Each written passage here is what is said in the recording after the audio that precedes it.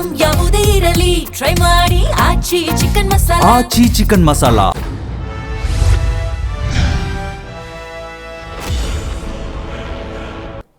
ನಮಸ್ಕಾರ. ಇವತ್ತಿನ ಜಿ ಸಂವಾದದಲ್ಲಿ ರಾಜ್ಯ ಸರ್ಕಾರ ತೆಗೆದುಕೊಂಡಿರುವ ಒಂದು ದಿಟ್ಟ ನಿರ್ಧಾರ, ದ್ವಿಭಾಷಾ ನೀತಿಯ ಕುರಿತಂತೆ ನಾವು ಮಾತಾಡ್ತಾ ಇದ್ದೀವಿ. ಹೌದು, ಏನಿದು ದ್ವಿಭಾಷಾ ನೀತಿ, ಯಾವ ಕಾರಣಕ್ಕೆ ಈ ನಿರ್ಧಾರ ಅನ್ನೋದನ್ನು ಸರಳವಾಗಿ ಅರ್ಥ ಮಾಡಿಸುವ ಒಂದು ಪ್ರಯತ್ನವನ್ನು ಮಾಡುವುದಾದರೆ, ಕನ್ನಡಿಗರು, ಕನ್ನಡ ಪರ ಹೋರಾಟಗಾರರು, ಕನ್ನಡ ಪರ ಸಂಘಟನೆಗಳು ಕರ್ನಾಟಕ ರಾಜ್ಯಕ್ಕೆ ತ್ರಿಭಾಷಾ ನೀತಿಯ ಅಗತ್ಯ ಇಲ್ಲ ಅಂಥೇಳಿ ರಾಜ್ಯ ಸರ್ಕಾರಕ್ಕೆ ಮನವರಿಕೆಯನ್ನು ಮಾಡಿಕೊಟ್ಟಿದ್ದಾರೆ. ಮುಖ್ಯಮಂತ್ರಿ ಸಿದ್ದರಾಮಯ್ಯನವರು ಕೂಡ ಇದಕ್ಕೆ ಎಸ್ ಅಂತ ಹೇಳಿದ್ದಾರೆ. ಈ ಹಿನ್ನೆಲೆಯಲ್ಲಿ ರಾಜ್ಯದಲ್ಲಿ ದ್ವಿಭಾಷಾ ನೀತಿ ಇರುತ್ತೆ. ಹಾಗಾದರೆ ಏನಿದು? ಇದನ್ನು ತುಂಬ ಸಿಂಪಲಾಗಿ ಅರ್ಥ ಮಾಡ್ಕೋಬೋದು. ಈಗ ವಿದ್ಯಾರ್ಥಿಗಳು 3 ಭಾಷೆಯ ಮೇಲೆ ಪರೀಕ್ಷೆಯನ್ನು ಬರೀತಿರ್ತಾರೆ. ಆ 3 ಭಾಷೆಗಳಲ್ಲಿ ಅತ್ಯುತ್ತಮವಾದಂತಹ ಅಂಕವನ್ನು ಪಡೆದುಕೊಳ್ಳುವ ಒತ್ತಡವೂ ಕೂಡ ಅವರ ಮೇಲಿರುತ್ತೆ. ಈಗ ತೃತೀಯ ಭಾಷೆ ಅಂತ ಹಿಂದಿಯನ್ನು, ಮರಾಠಿಯನ್ನು, ತುಳುವು, ಸಂಸ್ಕೃತವು ಇದೆಲ್ಲವನ್ನು ನೀವು ತಗೊಂಡಿದ್ರೆ ಆ ತೃತೀಯ ಭಾಷೆಯನ್ನು ನೀವು ಓದ್ತೀರಿ, ಪರೀಕ್ಷೆ ಬರೀತೀರಿ, ಆದರೆ ಅಂಕಗಳಿಗೆ ಅದನ್ನು ಪರಿಗಣನೆ ಮಾಡೋದಿಲ್ಲ. ಸೊ ಹಾಗಾಗಿ ಮಕ್ಕಳ ಮೇಲಿನ ಆ ಭಾಷೆಯಲ್ಲಿ ಸ್ಕೋರ್ ಅತಿ ಹೆಚ್ಚು ಅಂಕವನ್ನು ಮಾಡುವಂಥ ಒತ್ತಡವೂ ಕಡಿಮೆ ಆಗುತ್ತೆ. 625ಕ್ಕೆ ಎಕ್ಸಾಮ್ ಆಗ್ತಿತ್ತಲ್ಲ, ಅದು 525ಕ್ಕೆ ಕನ್ಸಿಡರ್ ಮಾಡ್ತಾರೆ. ಸೊ ಪಾಸು ಫೇಲು ಅನ್ನೋದು ಇದರಲ್ಲಿ ಬರೋದಿಲ್ಲ ಆ ತೃತೀಯ ಭಾಷೆಯಲ್ಲಿ ಅಂತ. ಹಾಗಾಗಿ ಅದರ ಸಾಧಕ ಬಾಧಕಗಳ ಬಗ್ಗೆ ಇವತ್ತು ಕೂಲಂಕುಷವಾಗಿ ಚರ್ಚೆ ಮಾಡ್ತಾ ಹೋಗೋಣ. ನಾನು ದಿವ್ಯಶ್ರೀ.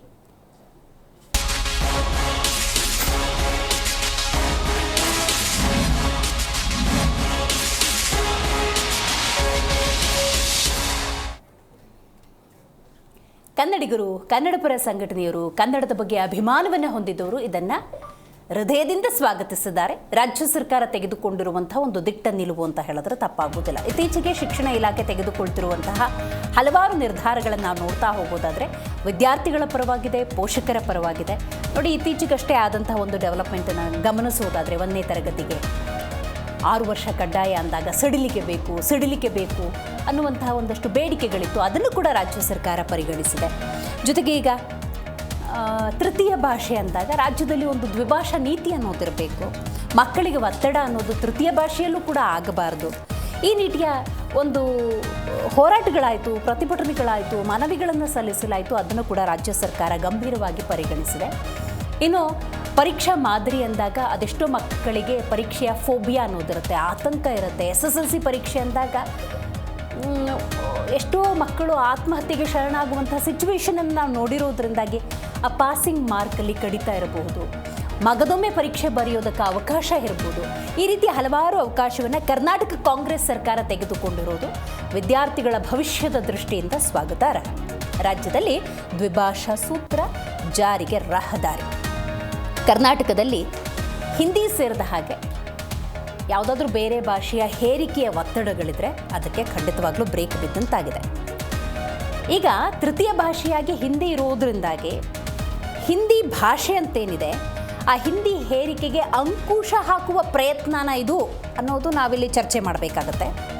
ಯಾಕಂದರೆ ಕೇಂದ್ರದ ಮೇಲೆ ರಾಜ್ಯ ಸರ್ಕಾರಕ್ಕೆ ಏನಾದರೂ ದ್ವೇಷವ, ಆ ದ್ವೇಷದ ಹಿನ್ನೆಲೆಯಲ್ಲಿ ತೆಗೆದುಕೊಂಡಿರುವ ನಿರ್ಧಾರವ, ಈ ಆಯಾಮದಲ್ಲೂ ಕೂಡ ನಾವು ನೋಡಬೇಕಾಗತ್ತೆ. ಯಾಕಂದರೆ ಯಾವುದೇ ಸುದ್ದಿಗೆ ಹಲವು ಮುಖಗಳಿರ್ತವೆ. ರೈಟ್, ಸ್ಪರ್ಧಾ ಮಕ್ಕಳ ಜೊತೆ ಚೆಲ್ಲಾಟ ಬೇಡ ಅಂತ BJP ಹೇಳಿದೆ. ಯಾಕಿದನ್ನು ವ್ಯಾಲಿಡ್ ಆಗಿ ನಾವು ಪರಿಗಣಿಸಬಹುದು ಅಂತ ನಾವು ನೋಡೋದಾದರೆ, ಇವತ್ತು ಮಕ್ಕಳು ಕೇವಲ ಕರ್ನಾಟಕಕ್ಕಷ್ಟೇ ಸೀಮಿತವಾಗಿರಬಾರ್ದು ಅಥವಾ ಕನ್ನಡ ಭಾಷೆಗಷ್ಟೇ ಸೀಮಿತವಾಗಿರಬಾರ್ದು ಅನ್ನುವಂಥ ಕಾಂಟೆಕ್ಸ್ಟಲ್ಲಿ ಇದನ್ನು ತಗೊಳ್ಬೇಕಾಗುತ್ತೆ. ಕರ್ನಾಟಕದ ಅದೆಷ್ಟೋ ವಿಜ್ಞಾನಿಗಳು ನಾಸಾದಲ್ಲಿದ್ದಾರೆ, ಇಸ್ರೋದಲ್ಲಿದ್ದಾರೆ. ಕರ್ನಾಟಕದ ಅದೆಷ್ಟೋ ವ್ಯಾಪಾರಿಗಳು ಇತರ ರಾಷ್ಟ್ರಗಳಲ್ಲಿ ಉದ್ಯಮವನ್ನು ಸೃಷ್ಟಿ ಮಾಡಿದ್ದಾರೆ. ಭಾಷೆ ಅನ್ನೋದು ಅವರಿಗೆ ತೊಡಕಾಗಬಾರದು.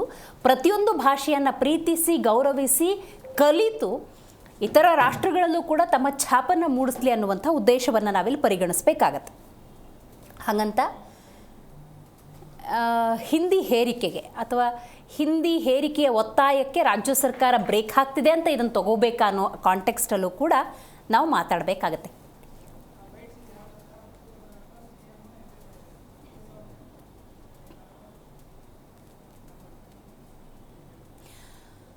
ಮುಖ್ಯಮಂತ್ರಿ ಸಿದ್ದರಾಮಯ್ಯನವರು ಸೇರಿದ ಹಾಗೆ ಮಧು ಬಂಗಾರಪ್ಪನವರು, ಹೀಗೆ ಹಲವು ನಾಯಕರು ಮಾತಾಡಿದ್ದಾರೆ. ಬನ್ನಿ ಕೇಳೋಣ. ಒತ್ತನ್ನು ಕೂಡ ಕೊಡ್ತಾರೆ ಮನೆ ಮುಖ್ಯಮಂತ್ರಿಗಳು. ಅವರಿಗೆ ಈ ಕಡೆ ಇದೆ ಭಾಷೆ ಎಲ್ಲದೂ ಕೂಡ, ನಮ್ಮ ಭಾಷೆ ಪ್ರಾಂತ್ಯ ಇದೆಲ್ಲದೂ ಕೂಡ. ಟೀಕಾ ಟಿಪ್ಪಣಿಗಳು ಏನು ಕೆಲವರು ಮಾಡ್ತಾರೆ, ಅದಕ್ಕೆಲ್ಲ ಜಾಸ್ತಿ ತಲೆ ಕೆಡಿಸ್ಕೊಳ್ಳೋದು ಬೇಡ. ನಮ್ಮ ಕರ್ನಾಟಕ ರಾಜ್ಯದ ಮಕ್ಕಳಿಗೆ ಒಳ್ಳೆಯದಾಗಬೇಕು, ನಮ್ಮ ಭಾಷೆಗೂ ಕೂಡ ಅನುಕೂಲ ಆಗಬೇಕು, ಬೇರೆ ಭಾಷೆನ ವಿರೋಧ ಮಾಡಬಾರ್ದು.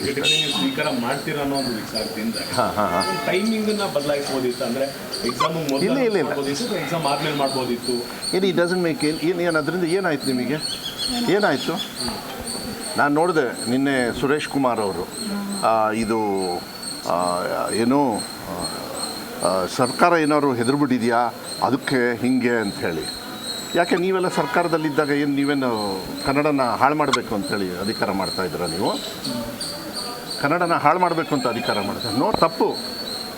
ವಿಜೇಂದ್ರ ಅವ್ರ ವಿಜೇಂದ್ರ ಅವ್ರದ್ದು ಒಂದು ಎಂಥದ್ದು ಟ್ವೀಟೋ ಗೀಟೋ ಏನೋ ನೋಡಿದೆ ನಾನು. ಯಾವತ್ತೂ ಕೂಡ ಅವರು ತಿಳ್ಕೊಳ್ಬೇಕಾಗುತ್ತೆ. ಅವ್ರ ತಂದೆಯವರಿಗೆ ಕನ್ನಡದ ಬಗ್ಗೆ ಇರತಕ್ಕಂಥ ಅಭಿಮಾನ ನನಗನ್ಸುತ್ತೆ ವಿಜೇಂದ್ರ ಅವ್ರಿಗೆ ಇನ್ನೂ ಇಲ್ಲ ಅನ್ಸುತ್ತೆ.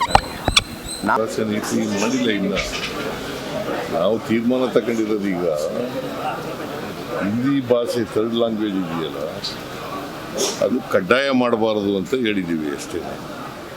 ಈಗ 625 ಮಾರ್ಕ್ಸ್ ಇದೆಯಲ್ಲ ಅದು ಕಡ್ಡಾಯ ಇತ್ತು, 100 ಮಾರ್ಕ್ಸು ಥರ್ಡ್ ಲ್ಯಾಂಗ್ವೇಜ್ ಇತ್ತು, ಅದನ್ನು ಕಡ್ಡಾಯ ಮಾಡಬಾರ್ದು ಅಂತ ಮಾಡಿದ್ದೀವಿ.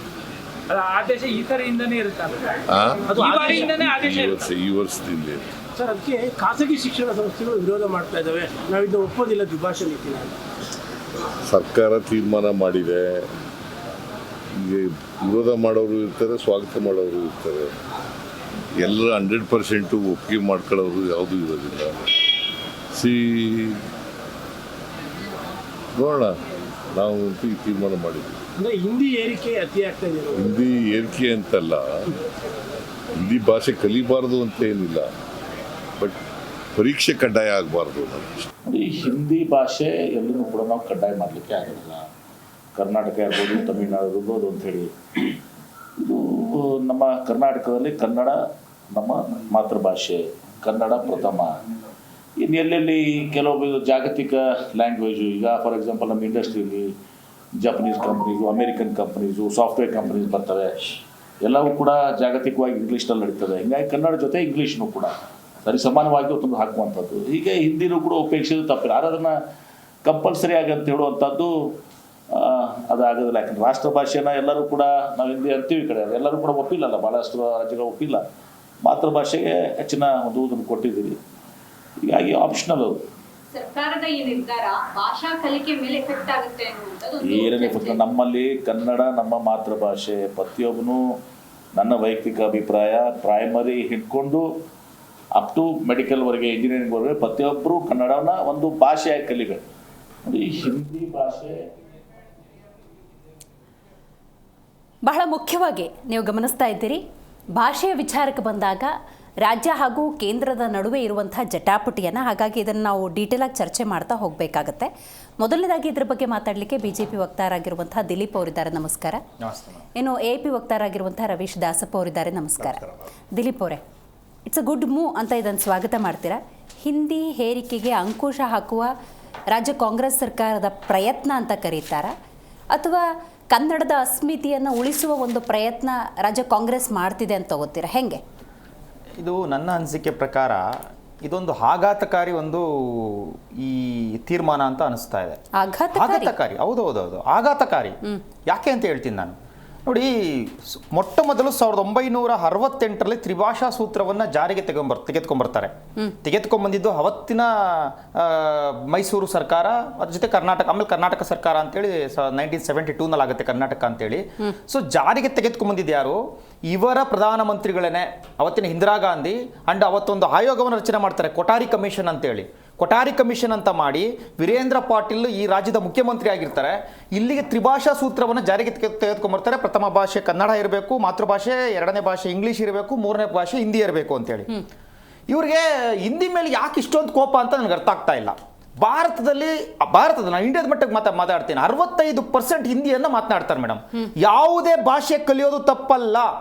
ನಾನು ಒಬ್ಬ ಕನ್ನಡ ಮಾಧ್ಯಮದಲ್ಲಿ ಓದಿರ್ತಕ್ಕಂಥ ವಿದ್ಯಾರ್ಥಿಯಾಗಿ ಹೇಳ್ತಾ ಇದ್ದೀನಿ. ನಾನು ಒಬ್ಬ ಕನ್ನಡವನ್ನು ಉಸಿರಿಂತಲೇ ಅನ್ಕೊಂಡ್ರೂ ಸಿರಿಗನ್ನಡಂ ಗೆಲ್ಗೆ ಸಿರಿಗನ್ನಡಂ ಬಾಳ್ಗೆ ಅಂತಲೇ ಹೇಳ್ತಕ್ಕಂಥನು. ನಾನು ಒಬ್ಬ ಕನ್ನಡ ಮಾಧ್ಯಮದ ವಿದ್ಯಾರ್ಥಿಯಾಗಿ ನಾನು ಸಹ ಹಿಂದಿಯನ್ನು ಕಲ್ತ್ಕೊಂಡೇ ಬಂದಿದ್ದೀನಿ. ಸೊ ಪ್ರತಿಯೊಂದು ಭಾಷೆಯನ್ನು ಸಹ ಪ್ರತಿಯೊಬ್ಬ ಕನ್ನಡಿಗನು ಕಲಿಬೇಕು. ನಾವು ಯಾಕೆ ಯಾವ ಭಾಷೆಯನ್ನು ನಾವು ದ್ವೇಷ ಮಾಡ್ತಕ್ಕಂಥದ್ದು ಯಾಕೆ ಅಂತಂದ್ರೆ ಅದು ಯಾಕೆ ಅಂತಲೂ ಹೇಳ್ತೀನಿ. ನಾವು ಯಾವುದೇ ಭಾಷೆಯನ್ನು ಕಲಿತಾಗ ಆ ಭಾಷೆಯ ಜೊತೆ ಸಂವಹನ ಆಗುತ್ತೆ. ನಾವು ಉದಾಹರಣೆಗೆ ಈಗ ನಾವು ಈಗ ಎಂ ಬಿ ಪಾಟೀಲ್ ಹೇಳ್ತಾ ಇದ್ರು ಮೇಡಮ್, ಈಗ ತಾನು ಜಸ್ಟ್ ಹೇಳಿದ್ರು. ಅವ್ರ ಪ್ರಕಾರ ಎಂ ಬಿ ಪಾಟೀಲ್ರ ಪ್ರಕಾರ ನಾವು ಹಿಂದಿ ಕಲಿಬಾರ್ದಂತೆ, ಇಂಗ್ಲಿಷ್ ಕಲಿಬೇಕಂತೆ. ಅಂದ್ರೆ ಬೇರೆ ಬೇರೆ ದೇಶಗಳಿಂದ ಕಂಪನಿಗಳು ಬಂದ್ಬಿಡ್ತಾವಂತೆ, ಅದರಿಂದ ನಾವು ಇಂಗ್ಲಿಷ್ ಕಲಿಬೇಕಂತೆ. ನಿಮಗೆ ಹಿಂದಿ ಬೇಡ ಅಂತ ಅಂದ್ಮೇಲೆ ಇಂಗ್ಲಿಷ್ ಬೇಡ. ಅರೆ ಅದಂಗಾಗುತ್ತೆ? ಅಲ್ಲ, ಹಿಂದಿ ನಮ್ಮ ರಾಷ್ಟ್ರದ ಭಾಷೆ, ಭಾರತದ ಭಾಷೆ. ಇಂಗ್ಲಿಷ್ ನಮ್ಮ ದೇಶದಲ್ಲ, ಅದು ಬೇರೆ ದೇಶದ್ದು. ಆ ಕಾಂಟೆಕ್ಸ್ಟ್ ಅಲ್ಲಿ ಹೌದು. ಪರಕೀಯರ ಭಾಷೆ ನಮ್ಗೆ ಯಾಕೆ ಕಿತ್ತಾಕ್ಬಿಡಿ ಇಂಗ್ಲಿಷನ್ನು. ನೀವು ಇಂಗ್ಲಿಷ್ ಅನ್ನ ತೆಗೆದುಕೊಂಡು ಸೆಕೆಂಡ್ ಲ್ಯಾಂಗ್ವೇಜ್ ಮಾಡ್ತೀರಿ ಅಂತಂದ್ರೆ ನಿಮ್ಮ ಉದ್ದೇಶ ಇಲ್ಲಿರ್ತಕ್ಕಂಥ ಜನರು ಕಲ್ತ್ಕೊಳ್ಳಿ, ಸಂವಹನ ಮಾಡ್ಲಿ, ಇಲ್ಲಿರ್ತಕ್ಕಂಥ ವ್ಯವಹಾರ ಮಾಡ್ಲಿ, ಬೇರೆ ದೇಶಗಳ ಜೊತೆ ಹಂಚ್ಕೊಳ್ಳಿ, ಗ್ಲೋಬಲೈಸೇಷನ್ ಆಗ್ಲಿ ಅಂತ ಹೇಳ್ತಕ್ಕಂಥ ಉದ್ದೇಶ ನೀವು ಇಂಗ್ಲಿಷ್ ನಲ್ಲಿ ಇದ್ರೆ ಹಿಂದಿಯಲ್ಲೂ ಅದೇ ಉದ್ದೇಶ ಇರ್ಬೇಕಲ್ಲ. ಹಿಂದಿಯಲ್ಲೂ ಗ್ಲೋಬಲೈಸೇಷನ್ ಆಗ್ಬೇಕು, ಸಂವಹನ ಮಾಡಬೇಕು, ಬೇರೆ ರಾಜ್ಯದ ಜೊತೆ ನಾವು ಮಾತಾಡಬೇಕು, ಬೇರೆ ರಾಜ್ಯದ ವ್ಯವಹಾರಿಕರ ಜೊತೆ ವ್ಯವಹಾರ ಮಾಡಬೇಕು. ಉದಾಹರಣೆಗೆ ನಾವು ಯಾವುದೋ ಒಂದು ದೆಹಲಿಗೋ ರಾಜಸ್ಥಾನಕ್ಕೋ ಗುಜರಾತ್ಕೋ ಹೋಗ್ತೀವಿ, ಸುಮಾರು 65% ರಾಜ್ಯಗಳು ಇವತ್ತು ಹಿಂದಿ ಮಾತಾಡ್ತೇವೆ. 65-70% ರಾಜ್ಯಗಳು. ಅಲ್ಲಿ ಹೋದಾಗ ಸಂವಹನ ಮಾಡಬೇಕು. ನಾವು ನಿಶ್ ಆಗ್ಬಿಡ್ತೀವಿ. ಈಗ ಉದಾಹರಣೆಗೆ ಮೇಡಮ್, ನಾನೊಬ್ಬ ವ್ಯವಹಾರಸ್ಥ, ನಾನೊಂದು ಸಣ್ಣ ಪುಟ್ಟ ವ್ಯವಹಾರ ಮಾಡ್ತೀನಿ. ನಾನೇನೋ ಒಂದು ಪರ್ಚೇಸ್ ಮಾಡಬೇಕು ಅಂತಂದ್ರೆ ಬೇರೆ ರಾಜ್ಯಗಳಿಗೆ ಹೋಗ್ಬೇಕು, ಗುಜರಾತ್ಗೆ ಹೋಗ್ಬೇಕು ಅಥವಾ ದೆಹಲಿಗೆ ಹೋಗ್ಬೇಕು. ಅಲ್ಲಿ ಹೋಗ್ಬಿಟ್ಟು ನಾನು ಕನ್ನಡ ಭಾಷೆ ಬರ್ತದೆ ಅಂತ ಹೇಳಿ, ಹೌದು ಕನ್ನಡ ಆಫ್ಕೋರ್ಸ್ ನನ್ನ ತಾಯಿ ಭಾಷೆ, ಅದು ನನ್ನ ರಕ್ತದಲ್ಲಿ ಸೇರ್ಕೊಂಡಿರ್ತಕ್ಕಂಥದ್ದು, ಅದನ್ನ ಯಾರು ತಗ್ಲಾಕ್ಲಿಕ್ಕೆ ಸಾಧ್ಯ ಇಲ್ಲ. ಕನ್ನಡ ಜೊತೆಗೆ ಹಿಂದಿ ಇದ್ದಾಗ, ಹಿಂದಿ ಗೊತ್ತಿದ್ದಾಗ ವ್ಯವಹಾರ ಮಾಡ್ಬೋದು, ಬೇರೆ ರಾಜ್ಯಗಳ ಜೊತೆ ಹೋಗಿ ಸಂವಾದ ಮಾಡಬಹುದು. ಸಂವಹನ ಮಾಡಿದಾಗ ನಮ್ಮ ವ್ಯಾವಹಾರಿಕ ಸ್ಕಿಲ್ ಜಾಸ್ತಿ ಆಗುತ್ತೆ, ಸಂಸ್ಕೃತಿಗಳು ತಿಳ್ಕೊತೀವಿ, ಮಾಧ್ಯಮ ತಿಳ್ಕೊತೀವಿ, ಅಲ್ಲಿ ಏನ್ ನಡೀತಾ ಇದೆ ಅಂತಕ್ಕಂಥ ಮಾಧ್ಯಮಗಳನ್ನ ತಿಳ್ಕೊಳ್ತೀವಿ, ಅಂತರಾಜ್ಯ ಸಂವಹನ ಆಗುತ್ತೆ. ಅದನ್ನೇನ್ ಬೇಡ ಅಂದಿಲ್ವಲ್ಲ ರಾಜ್ಯ ಸರ್ಕಾರದವರು? ಈಗ ಬೇಡ ಅಂತ ಹೇಳೋದು ಒಂದೇ, ನೀವು ಏನಾದ್ರೂ ಮಾಡ್ಕೊಳ್ಳಿ, ಪಾಸ್ ಆದ್ರೂ ಆಗಿ ಫೇಲ್ ಆದ್ರೂ ಆಗಿ ಅಂತಕ್ಕಂಥದ್ದು ಹೇಳೋದು ಒಂದೇ. ಉದಾಹರಣೆಗೆ ನಮ್ಮಲ್ಲಿ ಪಿ ಇದೆ ಮೇಡಮ್, ಫಿಸಿಕಲ್ ಎಕ್ಸಾಮಿನೇಷನ್ ಅಂತ ಹೇಳಿ ಒಂದು ಪಿ ಮಾಡ್ತಾನೆ. ಈಗ ಅವ್ರದ್ದು ಒಂದು ಆಟೋಪಚಾರಗಳು ಯಾವ ರೀತಿ ಇದೆ, ಫಿಸಿಕಲ್ ಎಜುಕೇಶನ್ ಮಾಡ್ತಾರೆ. ಸೊ ಅದು ಇದೇ ರೀತಿನೇ ಇರೋದು. ನೀವು ಪಾಸನ ಆಗ್ಬೋದು, ಫೇಲನ ಆಗ್ಬೋದು, ಅದೊಳಗಡೆ ಗ್ರೇಡ್ ಇಲ್ಲ, ಎಕ್ಸಾಮ್ಸ್ ಇಲ್ಲ, ಏನೂ ಇಲ್ಲ. ಹಿಂದಿನ ಇದೇ ರೀತಿ ಆಗುತ್ತೆ. ಅದನ್ನ ಯಾರೋ ಸೀರಿಯಸ್ ಆಗಿ ತೆಗೆದುಕೊಳ್ಳೋದೇ ಇಲ್ಲ. ಇಂಟ್ರೆಸ್ಟ್ ಇರೋ ಆಟ ಆಡ್ತಾನೆ, ಇಂಟ್ರೆಸ್ಟ್ ಇಲ್ಲ ಸುಮ್ಮನೆ ಕೂತ್ಕೊಳ್ತಾನೆ. ಸೊ ಅದನ್ನ ಈ ರೀತಿ ಮಾಡ್ಬಿಟ್ರೆ ಯಾರು ಸೀರಿಯಸ್ ಆಗಿ ತೆಗೆದುಕೊಳ್ಳೋದಿಲ್ಲ. ನನ್ನ ಪ್ರಕಾರ ಈ ಪ್ರಪಂಚದ ಪ್ರತಿಯೊಂದು ಭಾಷೆಯನ್ನು ಕಲಿಬೇಕು. ಮೂರನೇ ಭಾಷೆಯಾಗಿ ಹಿಂದಿಯನ್ನು ಇವ್ರು ಏನ್ ಕಿತ್ತಾಕ್ಬೇಕು ಅಂತ ಹೊರಟಿದಾರೋ, ನೀವು ಇಂಗ್ಲಿಷ್ ಅನ್ನು ಕಿತ್ತಾಕಿ. ಹಿಂದಿ ಮಾತ್ರ ಅಲ್ಲ ದಿಲೀಪ್ ಅವರು, ಹೌದು, ಅರ್ಥ ಆಯ್ತು ನನಗೆ. ಥರ್ಡ್ ಲ್ಯಾಂಗ್ವೇಜ್ ಅಲ್ಲಿ ಸಂಸ್ಕೃತ, ಮರಾಠಿ, ಅರೇಬಿಕ್ ತೆಗೆದುಕೊಳ್ತಾರೆ, ಜಾಪನೀಸ್ ತಗೋತಾರೆ, ಫ್ರೆಂಚ್ ತಗೊಳ್ತಾರೆ, ಫ್ರೆಂಚ್ ನ ತೆಗೆದುಕೊಳ್ತಾರೆ, ಎಲ್ಲರೂ ತೆಗೆದುಕೊಳ್ತಾರೆ. ಯಾಕೆ ತೆಗೆದುಕೊಳ್ತಾರೆ ಅಷ್ಟು ಭಾಷೆಗಳನ್ನ? ಭಾರತೀಯರು ಅಂತಾರಾಷ್ಟ್ರೀಯ ವಿಚಾರವಾಗಿ ಹೊಂದ್ಕೊಳ್ಳಿ, ಗ್ಲೋಬಲೈಸೇಷನ್ ಆಗಲಿ, ಎಲ್ಲಾ ಭಾಷೆಗಳನ್ನು ತಿಳ್ಕೊಳ್ತಕ್ಕಂಥ ಒಂದು ಸ್ವಾತಂತ್ರ್ಯ ಬರಲಿ ಅಂತ ಮಾಡಿರ್ತಕ್ಕಂಥದ್ದು 1968 ಮಾಡಿರ್ತಕ್ಕಂಥದ್ದು. ಹಾಗಾದ್ರೆ ಅವ್ರಿಗೆಲ್ಲ ತಲೆ ಕೆಟ್ಟಿತ್ತ? ಇಂದಿರಾ ಗಾಂಧಿ ಅವರು ತಲೆ ಕೆಟ್ಟಿತ್ತ? ಮುಖ್ಯಮಂತ್ರಿಗಳು ತಲೆ ಕೆಟ್ಟಿತ್ತ? ಕೊಠಾರಿ ಕಮಿಷನ್ ತಲೆ ಕೆಟ್ಟಿತ್ತ? ಯಾವುದೇ ಇತಿಹಾಸವನ್ನ ಕಿತ್ತಾಕಕ್ಕಿಂತ ಮುಂಚೆ ಸಿದ್ದರಾಮಯ್ಯನವರು ಯೋಚನೆ ಮಾಡಬೇಕು. ಇಂದಿರಾ ಗಾಂಧಿ ಅವರು ತೆಗೆದುಕೊಂಡಂತಹ ನಿರ್ಧಾರದ ಪರವಾಗಿ ಬಿಜೆಪಿ ವಕ್ತಾರ ನೀವಿದ್ರಿ. ಹೌದು, ಪರವಾಗಿ ಇರೋದಕ್ಕೆ ಈ ರಾಜ್ಯ ಅಕ್ಸೆಪ್ಟ್ ಮಾಡ್ಕೊಳ್ತು. ಈಗ ಯಾಕೆ ತಮಿಳುನಾಡು ಇದುವರೆಗೂ ಸಹ ಅವರು ಅಂತಾರಾಷ್ಟ್ರೀಯ ಒಂದು ಬಿಸಿನೆಸ್ ಗಳಿಗೆ ಹೊಂದ್ಕೊಳಕ್ ಆಗ್ತಾ ಇಲ್ಲ ಅಂತಂದ್ರೆ ಅವರು ತ್ರಿಭಾಷಾ ಸೂತ್ರವನ್ನು ಅಕ್ಸೆಪ್ಟ್ ಮಾಡ್ಕೊಂಡಿಲ್ಲ. ಕೇರಳ ಹೋಗ್ತಾ ಇದೆ, ಇದೇ ಆಂಧ್ರ ಪ್ರದೇಶ ಚೆನ್ನಾಗಿ ಹೋಗ್ತಾ ಇದೆ, ತೆಲಂಗಾಣ ಹೋಗ್ತಾ ಇದೆ, ಅವರೆಲ್ಲ ತ್ರಿಭಾಷಾ ಸೂತ್ರವನ್ನು ಅಕ್ಸೆಪ್ಟ್ ಮಾಡ್ಕೊಂಡಿದ್ದಾರೆ. ನಮ್ಗೆ ತ್ರಿಭಾಷಾ ಸೂತ್ರ ಅಂತಕ್ಕಂಥದ್ದು ಕೇವಲ ನೀವು ಹೇಳ್ದಂಗೆ ಮೂರನೇ ಭಾಷೆ ಹಿಂದಿ ಅಲ್ಲ. ನಮಗೆ ಫ್ರೆಂಚ್ ಅನ್ನ ಕಲಿತೀವಿ, ತಮಿಳನ್ನು ಕಲಿತೀವಿ, ತೆಲುಗನ್ನು ಕಲಿತೀವಿ, ಜಪಾನೀಸ್ ಕಲಿತೀವಿ, ಬೇರೆ ಬೇರೆ ಭಾಷೆಗಳನ್ನೆಲ್ಲ ಕಲಿತೀವಿ. ಬೇರೆ ಬೇರೆ ಭಾಷೆಗಳನ್ನ ಕಲಿಲಿಕ್ಕೆ ಅವಕಾಶವನ್ನ ಈ ರಾಜ್ಯ ಸರ್ಕಾರ ಮಾಡ್ಕೊಡ್ಬೇಕಾಗಿತ್ತು. ಇದನ್ನ ಕಿತ್ತಾಕಿರ್ತಕ್ಕಂಥದ್ದು ಹಿಂದೆ ಮುಂದೆ ಯೋಚನೆ ಮಾಡ್ದಲೆ, ಯಾವುದೇ ಒಪಿನಿಯನ್ ತೆಗೆದುಕೊಳ್ಳದಲೆ, ವಿರೋಧ ಪಕ್ಷದ ಚರ್ಚೆ ಮಾಡ್ದಲೆ ಇದು ಕಿತ್ತಾಕಿರ್ತಕ್ಕಂಥದ್ದು. ಇದೊಂದು ಆಘಾತಕಾರಿ ಘಟನೆ, ಆಘಾತಕಾರಿ ಘಟನೆ. ಇದು ಮಾತಾಡ್ತೀನಿ, ದ್ವಿಭಾಷಾ ನೀತಿಯನ್ನ ಸ್ವಾಗತಿಸ್ತೀರಾ ನೀವು? ಮೇಡಮ್, ತುಂಬ ಹೃದಯದಿಂದ ಸ್ವಾಗತಿಸ್ತೀನಿ, ಹಾರ್ದಿಕವಾಗಿ ಸ್ವಾಗತಿಸ್ತೀನಿ. ಮತ್ತು ಸರ್ಕಾರಕ್ಕೆ ನಾನು ಅದಕ್ಕೆ ಕೃತಜ್ಞತೆಯೂ ಹೇಳ್ತೀನಿ. ಹೇಗೆ ಅಂದರೆ ನಮ್ಮ ಕುವೆಂಪು ಅವರು ವಿಶ್ವಮತ ಜನಪದದಲ್ಲಿ ಹೇಳಿದ ಹಾಗೆ, ಕನ್ನಡಕ್ಕಾಗಿ ನಿನ್ನ ಕೈ ಎತ್ತು, ನಿನ್ನ ಕೈ ಕಲ್ಪವೃಕ್ಷವಾಗುತ್ತದೆ, ಕನ್ನಡಕ್ಕಾಗಿ ಕೊರಳೆತ್ತು ಅಲ್ಲಿ ಪಾಂಚಜನ್ಯ ಮುಳುಗುತ್ತದೆ, ಕನ್ನಡಕ್ಕಾಗಿ ಕೊನೆ ಬಿರುಡೆತ್ತಿದರೂ ಸಾಕು ಅಲ್ಲಿ ಗೋವರ್ಧನಗಿರಿಗೆ ದಾರಿಯಾಗುತ್ತದೆ ಅಂತ ಹೇಳಿದ ಹಾಗೆ, ಇವರು ಒಂದು ಸಣ್ಣ ನಿರ್ಧಾರ ಇವತ್ತು ಕನ್ನಡಿಗರಿಗೆ ಒಂದು ದೊಡ್ಡ ಶಕ್ತಿಯಾಗಿ ಮಾರ್ಪಾಟಾಗಿದೆ. ಈಗ ಬೇರೆ ಬೇರೆ ಪಕ್ಷ, ನಮ್ಮ ಸ್ನೇಹಿತರು BJP ಅವರು ಹೇಳಿದರು, ಇವರು ಯಾವಾಗಲೂ ನೋಡಿ ಎಲ್ಲ ಭಾಷೆಯಲ್ಲಿ ಸಂಸ್ಕೃತಿಯಲ್ಲಿ ಇವರು ವ್ಯಾವಹಾರಿಕವಾಗಿ ಮಾತ್ರನೇ ನೋಡ್ತಾರೆ. ಅವರು ಅಲ್ಲಿ ನಮ್ಮ ಅಸ್ಮಿಸ್ತತೆ, ನಮ್ಮತನವನ್ನು ಇವರು ಬಿಟ್ಬಿಟ್ಟು ಮಾತಾಡ್ತಾರೆ. ಉದಾಹರಣೆ ಇವರು ನೋಡಿದ್ರೆ ಹೇಳಿದರು 65% ದೇಶದಲ್ಲಿ ಹಿಂದಿ ಮಾತಾಡ್ತಾರೆ ಅಂತ ಹೇಳಿದರು. ಇದು ಅಕ್ಷರಶಃ ಸುಳ್ಳು. ಉತ್ತರ ಪ್ರದೇಶ ಮತ್ತು ಬಿಹಾರ ಬಿಟ್ಬಿಟ್ಟು ಮಿಕ್ಕಿದ ಎಲ್ಲೂ ಹಿಂದಿ ಮಾತಾಡಲ್ಲ. ಅವರ ರೀಜನಲ್ ಲ್ಯಾಂಗ್ವೇಜ್ ಎಕ್ಸಾಕ್ಟ್ಲಿ ಅವ್ರವ್ರದೇ ಭಾಷೆ ಇರ್ತದೆ. ಪಂಜಾಬಿಗೆ ಹೋದ್ರೆ ಪಂಜಾಬಿ ಇದೆ, ಗುಜರಾತಿನಲ್ಲಿ ಗುಜರಾತ್ ಇದೆ, ರಾಜಸ್ಥಾನದಲ್ಲಿ ರಾಜಸ್ಥಾನಿ ಇದೆ, ಒಡಿಸ್ಸಾದಲ್ಲಿ ಒಡಿಯಾ ಇದೆ, ವೆಸ್ಟ್ ಬೆಂಗಾಲಲ್ಲಿ ಬಂಗಾಳಿ ಭಾಷೆ ಇದೆ. ಅಲ್ಲಿ ಪರ್ಸೆಂಟೇಜ್ ಬಂದಾಗ 65% ಹಿಂದಿ ಮಾತಾಡ್ತಾರೆ. ಅದು ಅವರು ತಪ್ಪು ತಿಳುವಳಿಕೆ ಮಾಧ್ಯಮದ ಕುತ್ಕೊಂಡು ಮಾತಾಡ್ತಾ ಇದ್ದೀವಿ. ನಾನು ಇನ್ನೊಂದು ಮಾತು ಹೇಳ್ತೀನಿ ಮೇಡಮ್. ನಮ್ಮ ದೇಶದ ಗೃಹ ಸಚಿವ ಇಂಗ್ಲಿಷ್ ಬೋಲ್ನೆ ವಾಲೆಕೋ ಶರಮ್ ಆನಾ ಚಾಹಿಯೆ ಅಂತ ಹೇಳ್ತಾರೆ. ನಾನು ಅದು ವಿಡಿಯೋ ಕೊಡ್ತೀನಿ ನಾನು ನಿಮಗೆ. ಅದನ್ನ ಸಮರ್ಥಿಸ್ಕೊಳ್ಳೋಕೆ ಯೋಗ್ಯತೆ ಇಲ್ಲದ ಬಿಜೆಪಿ ನಾಯಕರು ಈ ವಿಷಯಕ್ಕೆ ಬಂದಾಗ, ಕನ್ನಡ ವಿಷಯ ಬಂದಾಗ ಮಾತ್ರ ಇವರಿಗೆ ಇಲ್ಲೇ ಇರೋದೆಲ್ಲ ಜ್ಞಾನಾರ್ಜನೆ. ಕನ್ನಡ ವಿರೋಧಿಗಳಲ್ಲ ರೀ ನಾವು. ಕನ್ನಡ ಪ್ರಥಮ ಭಾಷೆಯನ್ನು ಅಕ್ಸೆಪ್ಟ್ ಮಾಡ್ಕೊಂಡಿದ್ದೀವಿ. ರಕ್ತದಲ್ಲಿ ಸೇರ್ಕೊಂಡಿದ್ದೆ ನಮ್ಮ ಕನ್ನಡತನ ಅಧಿಕಾರ ನಿಮ್ಗಿಲ್ಲ. ಇದನ್ನ ಅಕ್ಸೆಪ್ಟ್ ಮಾಡಲ್ಲ. ಕನ್ನಡತನವನ್ನ ಪ್ರಶ್ನೆ ಮಾಡ್ತಕ್ಕಂಥ ಅಧಿಕಾರ ಹಮ್ ಆದ್ಮಿಯವ್ರಿಗಿಲ್ಲ. ಕನ್ನಡವನ್ನ ಮಾತೃಭಾಷೆ ಅಂತ ಅಕ್ಸೆಪ್ಟ್ ಮಾಡ್ಕೊಂಡಿದೀವಿ. ಕನ್ನಡವನ್ನ ನಾವು ರಕ್ತದಲ್ಲಿ ಸೇರಿಸ್ಕೊಂಡಿರ್ತಕ್ಕಂಥದ್ದು. ನಿಮ್ಮ ರೀತಿ ನಿಮ್ಮ ಕೇಂದ್ರ ನಾಯಕರುಗಳು ಬಂದಾಗ, ನಿಮ್ಮ ಅರವಿಂದ್ ಕೇಜ್ರಿವಾಲ್ ಅವರು ಬಂದಾಗ ನೀವು ಯಾವ ರೀತಿ ಬೋರ್ಡ್ಗಳನ್ನ ಹಾಕಿದ್ದೀರಾ ಬೆಂಗಳೂರಿನಲ್ಲಿ, ಯಾವ ಭಾಷೆನಲ್ಲಿ ಬೋರ್ಡ್ಗಳು ಹಾಕಿದ್ದೀರಿ ಅಂತ ನೋಡಿದೀವಿ. ನಾವ್ ಹೇಳ್ತಕ್ಕಂಥದ್ದು ಕನ್ನಡಿಗರ ಒಂದು ಸಂವಹನಕ್ಕೆ, ಕನ್ನಡಿಗರ ಸೆಲ್ಫ್ ಡೆವಲಪ್ಮೆಂಟ್ಗೆ, ಕನ್ನಡಿಗರ ಸೆಲ್ಫ್ ಕಾನ್ಫಿಡೆನ್ಸ್ಗೆ, ಕನ್ನಡಿಗರ ಸೆಲ್ಫ್ ಬಿಸಿನೆಸ್ಗೆ ಎಲ್ಲಾ ಭಾಷೆಗಳು ಬೇಕು. ಯಾವುದೇ ಭಾಷೆಗಳು ವಿರೋಧಿಗಳಲ್ಲ. ಕನ್ನಡ ಅಂತಕ್ಕಂಥ ಮಾತೃಭಾಷೆ ಬಿಡ್ಕೊಂಡು ಕೊಡ್ತಕ್ಕಂಥ ಮಾತೇ ಇಲ್ಲ. ಇದು ಹೆಂಗಂದ್ರೆ ಎಲ್ಲ ಅನಿಷ್ಟಗಳಿಗೂ ಶನೇಶ್ವರನೇ ಕಾರಣ ಅನ್ನಂಗೆ ಇವ್ರಿಗೆ ಒಂದೇ ಮಾನದಂಡ. ಇವ್ರಿಗೆ ಏನೇನು ಸಮರ್ಥಿಸ್ಕೊಳಕ್ಕಾಗಲ್ಲ, ಎಲ್ಲೆಲ್ಲಿ ಸಮಂಜಸವಾಗಿ ವಾದ ಮಾಡೋಕ್ಕಾಗಲ್ಲ, ಅಲ್ಲಿ ಕಾಂಗ್ರೆಸ್ ಪಕ್ಷ ದೂರ್ತಾರೆ, ಇಂದಿನ ಸರ್ಕಾರಗಳನ್ನ ದೂರ್ತಾರೆ. ಅವರು ಸರಿಯಾಗಿ ನಿರ್ವಹಣೆ ಮಾಡಿಲ್ಲ ಅಂತಲೇ ಇವ್ರನ್ನ ಅಧಿಕಾರಕ್ಕೆ ತಂದಿರೋದು 12 ವರ್ಷದಿಂದ. ಎಲ್ಲ ಭಾಷೆನೂ ಬೇಕು, ಪ್ರತಿಯೊಂದು ಭಾಷೆನೂ ಅವಶ್ಯಕತೆ. ಆದರೆ ಅದು ಕಲಿಯೋದು ಬಿಡೋದು ಅವ್ರಿಗೆ ಇಚ್ಛೆ ಬಿಟ್ಟಿದ್ದು. ನಾವು ಶೈಕ್ಷಣಿಕದಲ್ಲಿನೂ ಕನ್ನಡ ಇಂಗ್ಲೀಷು ಸರ್ವೇ ಸಾಮಾನ್ಯ ಭಾಷೆ, ಕನ್ನಡ ರಾಜ್ಯ ಭಾಷೆ, ಇಂಗ್ಲೀಷು ಅಂತಾರಾಷ್ಟ್ರೀಯ ಭಾಷೆ. ಎಲ್ಲ ವ್ಯವಹಾರಗಳಿಗೂ ಟೆಕ್ನಾಲಜಿ ಏನು ಹಿಂದಿನಲ್ಲಿ ಬರ್ತದ? ಹಿಂದಿನಲ್ಲಿ ಹೋದ್ರೆ ಗಣಯಂತ್ರ ಅನ್ಬೇಕಾಗ್ತದೆ ನಾನು ಅಷ್ಟೇ, ಕಂಪ್ಯೂಟರ್ನ. ಆ ಪೆನ್ ನನಗೆ ಹೇಳಕ್ಕೆ ಬರಲ್ಲ ಹಿಂದಿನಲ್ಲಿ, ಲೇಖನಿ. ಅದು ಲೇಖನ ಅದೇನೇನೋ ಆಗುತ್ತೆ. ಅದಕ್ಕೆ ನಾವು ಹೇಳೋದಂದ್ರೆ ಕನ್ನಡ ಭಾಷೆ ನಮಗೆ ಮೊದಲ ಪ್ರಾಶಸ್ತ್ಯತೆ, ಅದರಲ್ಲಿ 2 ಮಾತೇ ಇಲ್ಲ. ಹಿಂದಿ ಭಾಷೆ ನಮಗೆ ಬೇಕಾಗಿಲ್ಲ. ಹಿಂದಿ ಭಾಷೆ ಏನಕ್ಕೆ ಬೇಕಾಗಿಲ್ಲ ಅಂತಂದ್ರೆ, ನಿಮಗೆ ಹೇಳ್ತೀನಲ್ಲ, ಉತ್ತರ ಪ್ರದೇಶ ಬಿಹಾರ ಬಿಟ್ಟರೆ ಬೇರೆ ಎಲ್ಲೂ ಹಿಂದಿ ಮಾತಾಡೋ, ಮಿಕ್ಕಿದೆಲ್ಲ ರೀಜನಲ್ ಭಾಷೆನೇ ಮಾತಾಡ್ಕೋತಾರೆ.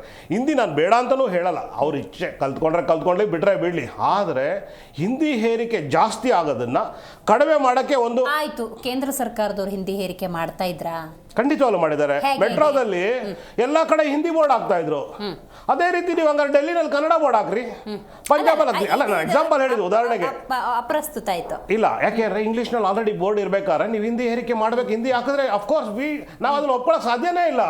ನಮ್ಮ ಟ್ಯಾಕ್ಸು, ನಮ್ದು ದುಡ್ಡಲ್ಲಿ ನಾವು ಅದು ಮಾಡ್ತೀವಿ. ನೀವು ಹಿಂದಿನ ದಬ್ಬಾಳಿಕೆ ಯಾವುದೇ ರೀಜನಲ್ ಆಗಿ, ಇನ್ಕ್ಲೂಡಿಂಗ್ ತಮಿಳುನಾಡು ಇರ್ಬೋದು, ಇನ್ಕ್ಲೂಡಿಂಗ್ ಗುಜರಾತ್ ಇದ್ರೂ ಸಹ, ಗುಜರಾತ್ಗೂ ಸಹ ಹಿಂದಿ ಭಾಷೆಯನ್ನು ಹೇರಿಕೆ ಮಾಡಬಾರ್ದು. ಅಲ್ಲಿ ಅವ್ರ ಭಾಷೆಗೆ ಅವ್ರ ಪ್ರಾಮುಖ್ಯತೆ ಕೊಡಬೇಕು. ಅದೇ ನಮ್ದು ಒಕ್ಕೂಟ ವ್ಯವಸ್ಥೆ ಇರೋದು. ಅದೇ ಒಕ್ಕೂಟ ವ್ಯವಸ್ಥೆಗೆ ನೀವು ಗೌರವ ಕೊಡ್ಲಿಲ್ಲ ಅಂದಾಗ ಈ ತರ ಕಾನೂನು ಮಾಡೋದ್ರಲ್ಲಿ ತಪ್ಪಿಲ್ಲ.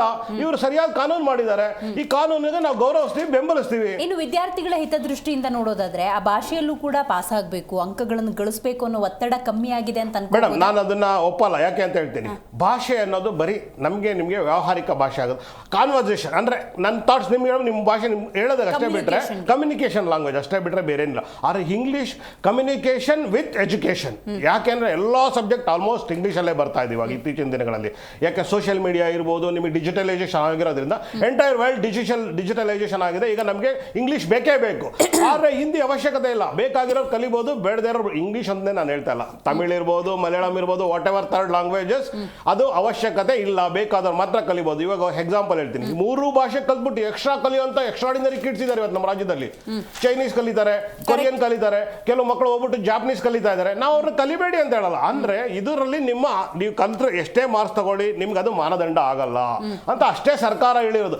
ಅದನ್ನ ಇವರು ಏನು ತಂಡೋಪತಂಡ ಬಂದ್ಬಿಟ್ಟು ಅದನ್ನ ಖಂಡಿಸ್ತಾ ಇದ್ದಾರೆ. ಅಂದ್ರೆ ಆಕ್ಚುಲಿ ನಾನು ಅದಕ್ಕೆ ಅವಾಗಲೇ ಹೇಳಿದ್ದು, ಒಬ್ಬ ದೇಶದ ಗೃಹ ಮಂತ್ರಿ ಹೇಳ್ತಾರೆ ಇಂಗ್ಲಿಷ್ ಬೋಲ್ನೆ ವಾಲಕೋ ಶರಮ್ ಆನಾ ಚಾಹಿಯೆ ಅಂತ ಹೇಳಿದಾಗ ಇವರು ಬಾಯಿ ಮುಚ್ಕೊಂಡು ಕೂತಾಗ, ಈಗ ನಮ್ಮ ಭಾಷೆ, ನನ್ನ ಭಾಷೆಗೆ ಬಂದ್ಬಿಟ್ಟು ಇವರು ಇದು ಒಂದು ಏನು ಆಘಾತಕಾರಿ ವಿಷಯ ಅಂತ ನಾಚಿಕೆ ಮಾನ ಮರ್ಯಾದೆಯಿಂದ ಹೇಳ್ತಾರೆ. ಅಂದ್ರೆ ಅವ್ರಿಗೆ ಭಾಷೆ ಬಗ್ಗೆ ಎಷ್ಟು ಆಸಕ್ತಿ ಇದೆ, ಭಾಷೆ ಬಗ್ಗೆ ಎಷ್ಟು ಗೌರವ ಇದೆ, ಎಷ್ಟು ಪ್ರೀತಿ ಇದೆ. ನಾನು ಆಘಾತಕಾರಿ ವಿಚಾರ ಅಂತ ಹೇಳಿದೆ ಅಂತ ಅರ್ಥ ಮಾಡ್ಕೊಳ್ತಕ್ಕಂಥ ವ್ಯವಧಾನ ಇಲ್ಲ ಅಂತ ಎಲ್ಲಾ ವಿಷಯನೂ ಅದು ಸಾರ್ವಜನಿಕರಿಗೆ ಸಂಬಂಧಪಟ್ಟ ಹೇಳಲ್ಲ. ನೀವು ಏನ್ ಗೊತ್ತಾ, ಯಾವಾಗಲೂ ಬಿಜೆಪಿ ಮೆಚ್ಚಿಸಕ್ಕೆ, ಆರ್ಎಸ್ಎಸ್ ಮೆಚ್ಚಿಸಕ್ಕೆ ಪ್ರೇಮವನ್ನ ಕನ್ನಡ ಪ್ರೇಮ ನಾವು ನೋಡಿದೀವಿ, ಕನ್ನಡ ಪ್ರೇಮ ಎಲ್ಲರೂ ಹಿಂದಿ ಬರಲಿಲ್ಲ ಅಂದ್ರೆ ನಿಮಗಿಲ್ಲ. ಹೇಳಿ, ಹಿಂದಿ ಬರಲಿಲ್ಲ ಏಕೆ ಮಿನಿಟ್ ಅಂತ ಬಲವಂತ ಮಾತಾಡ್ತಾರೆ. ಇಂಗ್ಲಿಷ್ ಎಲ್ರಿಗೂ ಬರ್ತದೆ. ಕನ್ನಡ ಈಗ ಮಾತೃಭಾಷೆ, ಎಲ್ಲ ಮೋದಿ ಅವರು ಬರ್ತಾರೆ, ಅಮಿತ್ ಶಾ ಬರ್ತಾರೆ, ಕರ್ನಾಟಕಕ್ಕೆ ಯಾರೇ ಬರಲಿ, ಕರ್ನಾಟಕ ಕೇಜ್ರಿವಾಲ್ ಕೈಲೂ ಆಗಲ್ಲ. ಅದು ಕನ್ನಡ ಪ್ರಥಮ ಭಾಷೆ. ಪಕ್ಷದ ಬಗ್ಗೆ ಮಾತಾಡ್ತಾ ಇಲ್ಲ, ನಾನು ಪಕ್ಷದ ಬಗ್ಗೆ ಮಾತಾಡ್ತಾ ಇಲ್ಲ ಅಂತ ಬಂದಾಗ ನಿಮ್ಮಲ್ಲಿ ಅಲ್ಪ ಜ್ಞಾನ ಕೇಂದ್ರ ಸರ್ಕಾರ ಕರ್ನಾಟಕದಲ್ಲಿ ಹಿಂದಿ ಹೇರಿಕೆಯ ಎಲ್ಲಾ ಪ್ರಯತ್ನಗಳನ್ನ ಮಾಡ್ತು. ಅದಕ್ಕೆ ಕರ್ನಾಟಕ ಕಾಂಗ್ರೆಸ್ ಸರ್ಕಾರ ಸರಿಯಾದಂತ ಪ್ರತ್ಯುತ್ತರ ಕೊಟ್ಟಿದೆ. ಅದನ್ನ ನಿಮಗೆ ಸಹಿಸ್ಕೊಳ್ಳಕ್ ಆಗ್ತಿಲ್ಲ. ನೋಡಿ ನರೇಂದ್ರ ಮೋದಿ ಅವರು ಪ್ರತಿಯೊಂದು ಸಹ ಯಾವುದೇ ದೇಶೀಯ ರಾಜ್ಯಗಳ ಭಾಷೆ ಆದಾಗ, ಆಯಾ ರಾಜ್ಯಗಳ ಭಾಷೆಗಳಾದಾಗ ಅದಕ್ಕೆ ಗೌರವಿಸಿದ್ದಾರೆ. ಆಯಾ ರಾಜ್ಯಗಳಿಗೆ ಹೋದಾಗ ಆ ತುಣುಕುಗಳನ್ನ ಎತ್ಕೊಳ್ತಕ್ಕಂಥದ್ದು. ಈಗ ಇದೇ ಕರ್ನಾಟಕಕ್ಕೆ ಬಂದಾಗ ಬಸವಣ್ಣನವರ ವಚನಗಳನ್ನ ಹೇಳ್ತಕ್ಕಂಥದ್ದು, ಅಕ್ಕ ಮಹಾದೇವಿಯರ ವಚನಗಳು ಒಂದ್ ಲೈನ್ ಯಾರೋ ಹೇಳ್ಕೊಟ್ಟಿದ್ದು ಹೇಳ್ಬಿಟ್ರೆ ಆಗಲ್ಲ ರೀ. ನೀವು ನನ್ನ ಭಾಷೆ ಗೌರವ ಕೊಡಬೇಕು. ನಿಮ್ ಕೇಜ್ರಿವಾಲ್ ಮಾಡಕ್ ಹೇಳ್ರಿ, ನೀವು ಬಂದು ಕೇಜ್ರಿವಾಲ್ಗೆ ಕನ್ನಡದ ವಚನ ಹೇಳಕ್ ಹೇಳಿ, ಕನ್ನಡದ ಒಂದು ಸಮಾಸ ಹೇಳಕ್ ಹೇಳಿ, ಕನ್ನಡದ ಒಂದು ಯಾವ್ದಾದ್ರು ಒಂದು ಗೀತೆ ಹೇಳಕ್ ಹೇಳಿ. ಅದನ್ನ ನರೇಂದ್ರ ಮೋದಿ ಅವರು ಮಾಡ್ತಿದ್ದಾರೆ. ಕೇಳಿಸ್ಕೊಳ್ಳಿ, ಚುನಾವಣೆ ಆಮೇಲೆ ಉತ್ತರ ಕೊಡಿ ಸರ್. ಅದೇನ್ ಗೊತ್ತಾ, ನೀವು ರಾಜಕೀಯ ಮಾಡ್ತಿದ್ದೀರಿ, ಆ ಚುನಾವಣೆ ಗಿಮಿಕ್ ನೀವು ಇಲ್ಲ. ಅದೇ ಪ್ರಾದೇಶಿಕ ಭಾಷೆಗಳ ವಿರೋಧಿ ಏನಾದ್ರು ನರೇಂದ್ರ ಮೋದಿ ಅವರಾಗಿದ್ರೆ, ಯಾವತ್ತೂ ಸಹ ನರೇಂದ್ರ ಮೋದಿ ಅವರು ಪ್ರಾದೇಶಿಕ ಭಾಷೆಗಳ ವಿರುದ್ಧವಾಗಿ ಮಾತಾಡೇ ಇಲ್ಲ ಇದುವರೆಗೂ. ಪ್ರಾದೇಶಿಕ ಭಾಷೆಗಳಿಗೆ ಗೌರವ ಕೊಟ್ಟಿದ್ದಾರೆ. ಯಾಕೆಂತಂದ್ರೆ ಯಾವುದೇ ಭಾಷೆ ಕೊಡ್ಬೇಕ್ರಿ, ಅದು ಅವ್ರ ಕರ್ತವ್ಯ. ಒಕ್ಕೂಟ ವ್ಯವಸ್ಥೆ ಕೊಡ್ಲೇಬೇಕದು. ಆ ಜಾಗದಲ್ಲಿ ಯಾರೇ ಕೂತ್ಕೊಂಡ್ರು ಕೊಡ್ಬೇಕದು. ಒಂದು ಭಾಷೆ ಅಂತಂದ್ರೆ ಕೇವಲ ಒಂದು ಮಾತಾಡ್ತಕ್ಕಂಥ ಭಾಷೆ ಅಲ್ಲ. ಕನ್ನಡ ಭಾಷೆ ಅಂತಂದಾಗ ಅದರದೇ ಆದ ಒಂದು ಸಂಸ್ಕೃತಿ ಇದೆ, ಅದರದೇ ಆದ ಒಂದು ಭಾವ ಇದೆ, ಭಾವನೆಗಳಿದೆ. ಆ ಭಾವನೆಗಳನ್ನ ಕಿತ್ತಾಕ್ಲಿಕ್ಕೆ ಯಾರ ಕೈಲೂ ಸಾಧ್ಯ ಇಲ್ಲ. ನಾವು ಕನ್ನಡವನ್ನ ಮಾತಾಡ್ಬೇಕಾದ್ರೆ ನಾವು ಹೃದಯದಿಂದ ಮಾತಾಡ್ತೀವಿ, ಹಿಂದಿಯನ್ನ ಮಾತಾಡ್ಬೇಕಾದ್ರೆ ತಲೆಯಿಂದ ಮಾತಾಡ್ತೀವಿ. ಅದನ್ನ ಕನ್ನಡದಲ್ಲಿ ಟ್ರಾನ್ಸ್ಲೇಟ್ ಮಾಡ್ಬಿಟ್ಟು ಆಮೇಲೆ ಹಿಂದಿ ಮಾತಾಡ್ತೀವಿ. ಇಂಗ್ಲಿಷ್ ಮಾತಾಡ್ಬೇಕಾದ್ರೂ ಅಷ್ಟೇ ಅಷ್ಟೇ ಹೃದಯದಿಂದ ಬರ್ತಕ್ಕಂಥ ಕನ್ನಡವನ್ನ ತೆಗೆದುಕೊಂಡೋಗಿ ಮೆದುಳಿಗೆ ಹಾಕೊಂಡು ಮೆದುಳಿಂದ ಟ್ರಾನ್ಸ್ಲೇಟ್ ಮಾಡಿ ಮಾತಾಡ್ತಾರೆ. ಆದ್ರೆ ನಾವು ಇವತ್ತು ಎಲ್ಲಾ ಭಾಷೆಗಳನ್ನು ನಾವು ಕಲಿಬೇಕು. ಆದ್ರೆ ಈ ಭಾಷೆ ಯಾರು ಹೇರಿಕೆ ಮಾಡಿಲ್ಲ. ಹಿಂದಿ ಭಾಷೆ ಏರಿಕೆ ಅಂತಕ್ಕಂಥದ್ದು ದೊಡ್ಡ ಸುಳ್ಳು. ಈ ಹಿಂದಿ ಭಾಷೆ ಏರಿಕೆ ಹೆಂಗಾಗುತ್ತೆ? ಥರ್ಡ್ ಲ್ಯಾಂಗ್ವೇಜ್ ನೀವು ಯಾವ್ದಾದ್ರು ಕಲಿಬಹುದಲ್ಲ, ನೀವು ಹಿಂದಿನೇ ಕಲೀರಿ ಅಂತ ಹೇಳಿ ಎಲ್ಲೂ ಕಾನೂನು ಇಲ್ವಲ್ಲ. 1968ರ ತ್ರಿಭಾಷಾ ಸೂತ್ರದಲ್ಲಿ 3ನೇ ಭಾಷೆಯಾಗಿ ನೀವು ಹಿಂದಿನ ತೆಗೆದುಕೋಬಹುದು, ಯಾವ ಭಾಷೆನ ತೆಗೆದುಕೋಬಹುದು ಅಂತ ಮಾಡಿರ್ತಕ್ಕಂಥದ್ದು ಇದೇ ಕಾಂಗ್ರೆಸ್.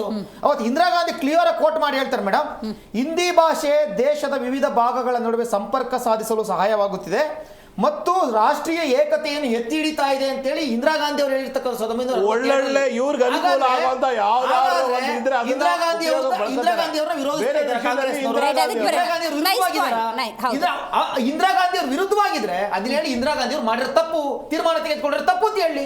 1968 ಬಗ್ಗೆ ಅವ್ರು ಮಾತಾಡ್ತಾ ಇದ್ದಾರೆ. ಇಂದಿರಾ ಗಾಂಧಿ ಅವರ ಲೀಡರ್ಶಿಪ್ ಅಲ್ಲಿ ತ್ರಿಭಾಷಾ ಸೂತ್ರದ ಪ್ರಾಮುಖ್ಯತೆಯನ್ನು ಉಲ್ಲೇಖ ಮಾಡಿ ರಾಜ್ಯಗಳಲ್ಲಿ ತ್ರಿಭಾಷಾ ಸೂತ್ರವನ್ನು ಅಳವಡಿಸಿದ್ದು. ಅಫ್ಕೋರ್ಸ್ ನೀವಿವತ್ತು ರಾಜ್ಯ ಸರ್ಕಾರ ತೆಗೆದುಕೊಂಡಿರುವಂಥ ಈ ನಿಲುವನ್ನು ಹೃದಯದಿಂದ ಸ್ವಾಗತಿಸಿದ್ದೀರಿ ಅನ್ನೋದಾದರೆ, ಇಂದಿರಾ ಗಾಂಧಿಯವರು ಅವತ್ತು ತೆಗೆದುಕೊಂಡಂತಹ ನಿರ್ಧಾರವನ್ನು ವಿರೋಧಿಸ್ತಿದ್ದೀರಿ ಅಂತ ಅರ್ಥನ ಕೇಳ್ತಿದ್ದಾರೆ. ನಾನು ಅದಕ್ಕೆ ತುಂಬ ಸ್ಪಷ್ಟವಾಗಿ ಹೇಳ್ತೀನಿ ಮೇಡಮ್.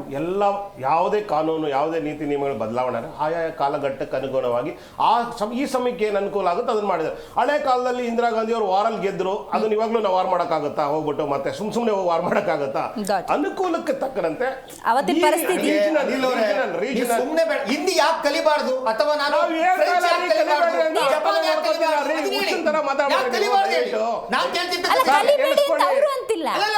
ಹಿಂದಿ ಏರಿಕೆ ಅಂತ ಹೇಳ್ತಿದಾರಲ್ಲ, ಹಿಂದಿ ಏರಿಕೆ ಮಾಡಿಲ್ಲ.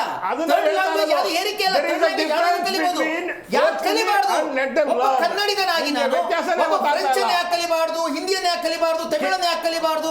ಎಲ್ಲ ಭಾಷೆನ ನಾನು ಕಲಿಬೇಕು. ಸಂವಹನವನ್ನು ಮಾಡ್ಲಿಕ್ಕೆ ಸಾಧ್ಯ. ಕುಣಿಗಲ್ ಅವರ ಕೇಳಿಸ್ಕೊಳ್ಳಿ, ನಾನು ಹೇಳ್ತಾ ಇರೋದೇ ಗೊತ್ತಾ, ಯಾವ ಭಾಷೆ ನಾವು ಹಿಂದಿ ಕಲಿಬೇಡ್ರಿ ಅಂತ ನಾವು ಯಾರಿಗೂ ಹೇಳ್ತಾ ಇಲ್ಲ ರೀ. ಕಲಿಯೋದು ಬಿಡೋದು ನಿಮಗೆ ಬಿಡಿದು. ಅದು ಬರೀ ಹಿಂದಿಗೆ ಹಾಕಿರೋದು ಅಷ್ಟೇ ಅಲ್ಲ, ಪ್ರಶ್ನೆ ಅರ್ಥ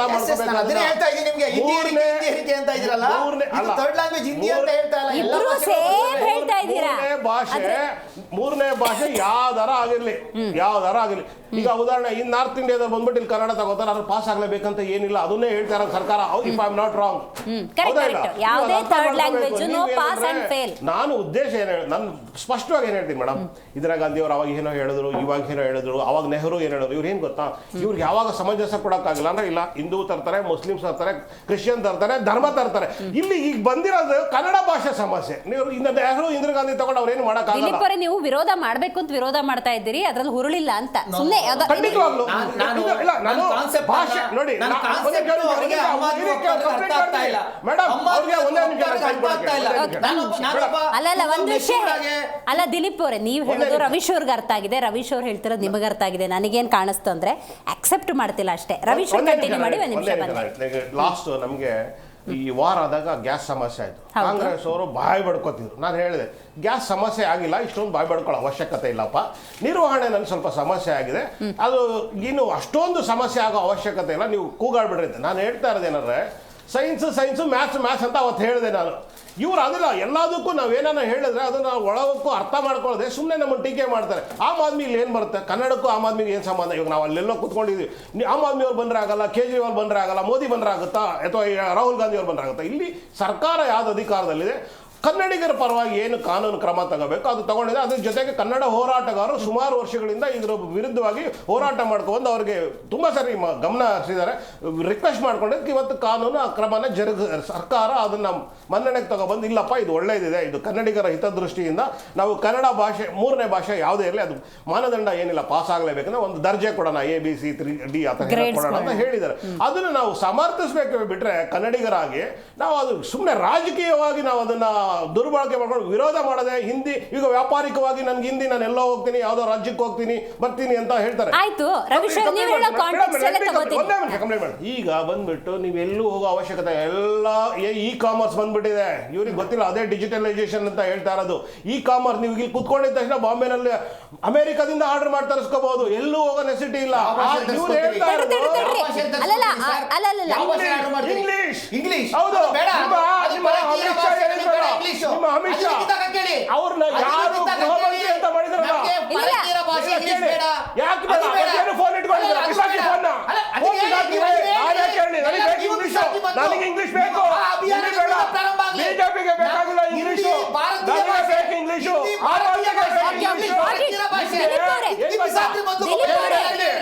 ಬಡವರು ಮಕ್ಕಳು ಓದಿ ಕಲ್ತ್ಕೊಂಡ್ಬಿಟ್ರೆ ಎಲ್ಲಿ ಉದ್ಧಾರ ಆಗ್ತಾರೆ ಇಂಗ್ಲಿಷ್ ಅಲ್ಲಿ ಅಂತ ಹೇಳ್ಬಿಟ್ಟು ಇವ್ರು ಇಂಗ್ಲಿಷ್ ಬೇಡ ಅಂತ ಹೇಳಿದ್ರೆ ಲಜ್ಜೆಗೆಟ್ಟ ಸರ್ಕಾರ ಕೇಂದ್ರ ಬಿಜೆಪಿ ಸರ್ಕಾರ. ಭಾಷೆಗಳನ್ನು ಕಲಿಬೇಕು, ಕನ್ನಡಿಗ ಕಲಿಬೇಕು ಅಂತ ಹೇಳಿದ್ದೀರಾ ನೀವು? ಕಲಿಬಹುದು, ಕಲಿಬೇಕು ಅಂತ ಕಮೆಂಟ್ ಮಾಡಂಗಿಲ್ಲ.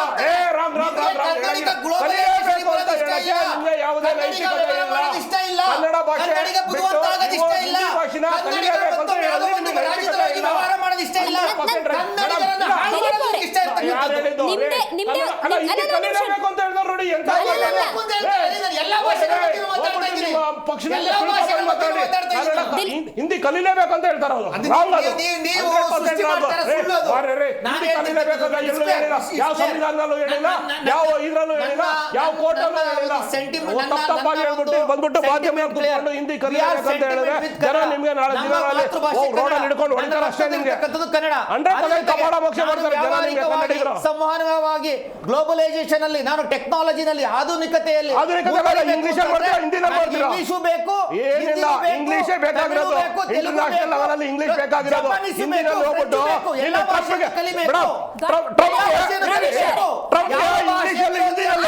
ರವೀಶ್ ಅವರೇ, ನಾನು ನಿಮ್ ಕಾಂಟೆಕ್ಸ್ಟ್ಗೆ ಬರ್ತೀನಿ. ನೀವು ಹೇಳಿದ ವಿಚಾರ ಈಗ ನೀವು ಹೇಳಿದ್ರಲ್ಲ, ಈ ಬಿಜೆಪಿ ಅವರು ಭಾಷೆಯನ್ನ ವ್ಯಾಪಾರಕ್ಕಷ್ಟೇ ಸೀಮಿತ ಮಾಡ್ಬಿಟ್ಟಿದ್ದಾರೆ, ಅಲ್ಲೊಂದು ಭಾವನಾತ್ಮಕ ಸಂಬಂಧ ಇರುತ್ತೆ ಅಂತ ನೀವೇನು ಅಂದಮೇಲೆ ಈ ಬಹುತೇಕ ಕನ್ನಡಿಗರು ಒಂದಷ್ಟು ಜನ ಈ ಫ್ರೆಂಚು, ಜರ್ಮನ್ನು ಈ ಥರದ್ದೆಲ್ಲ ಬೇರೆ ಬೇರೆ ಲ್ಯಾಟಿನು ಇದೇನೇನೇನೋ ಕಲ್ತ್ಕೋತಾರಲ್ಲ, ಯಾವ ಕಾರಣಕ್ಕೆ ಕಲ್ತ್ಕೋತಾರೆ? ಪ್ಯೂರ್ಲಿ ಹೇಳ್ತೀನಿ, ನಾಲೆಡ್ಜ್ಗೆ ಮೊದಲನೇದಾಗಿ. ಇಲ್ಲ ನಾನು ಕಂಪ್ಲೀಟ್ ಮಾಡ್ತೀನಿ ನಾಲೆಡ್ಜ್ಗೆ. ಅಂಡ್ ಮೋರ್ ಓವರ್ ಏನು ಗೊತ್ತಾ, ನಾವು ಇಲ್ಲೇ ಕುತ್ಕೊಂಡು ಅಲ್ಲಿನ ಕಂಪ್ನಿ ಕೆಲಸ ಮಾಡೋಣ ಅಂತ. ನಾನು ಗುಜರಾತ್ ಹೋಗೋ ಅವಶ್ಯಕತೆ ಇಲ್ಲ. ಕಂಪ್ನಿ ಕೆಲಸ ಮಾಡಿದ್ರೆ ಏನ್ ಸಿಗುತ್ತೆ? ಎಂಪ್ಲಾಯ್ಮೆಂಟ್ ಕ್ರಿಯೇಟ್ ಆಗುತ್ತೆ. ಆದ್ರೆ ಬಿಸ್ನೆಸ್ ಎಲ್ಲ employment is different, business is different. Please let me understand. ಇಲ್ಲ ಅಲ್ಟಿಮೇಟ್ ಏನಿಲ್ಲ, ಇವರು 2 ಕೋಟಿ ಉದ್ಯೋಗ ಕೊಡೋದಕ್ಕಾಗಿರೋದಕ್ಕೆ ಅವರು ಕಲ್ತ್ಕೊಂಡು ಉದ್ಯೋಗ ಸೃಷ್ಟಿಸ್ತಾರೆ. ಅವರೇ ಸೆಲ್ಫ್ ಎಂಪ್ಲಾಯ್ಮೆಂಟ್ ಅದು ಇಂಡೈರೆಕ್ಟ್. ಇನ್ನೊಂದು ವಿಷಯ ಹೇಳ್ತೀನಿ, ನಾನು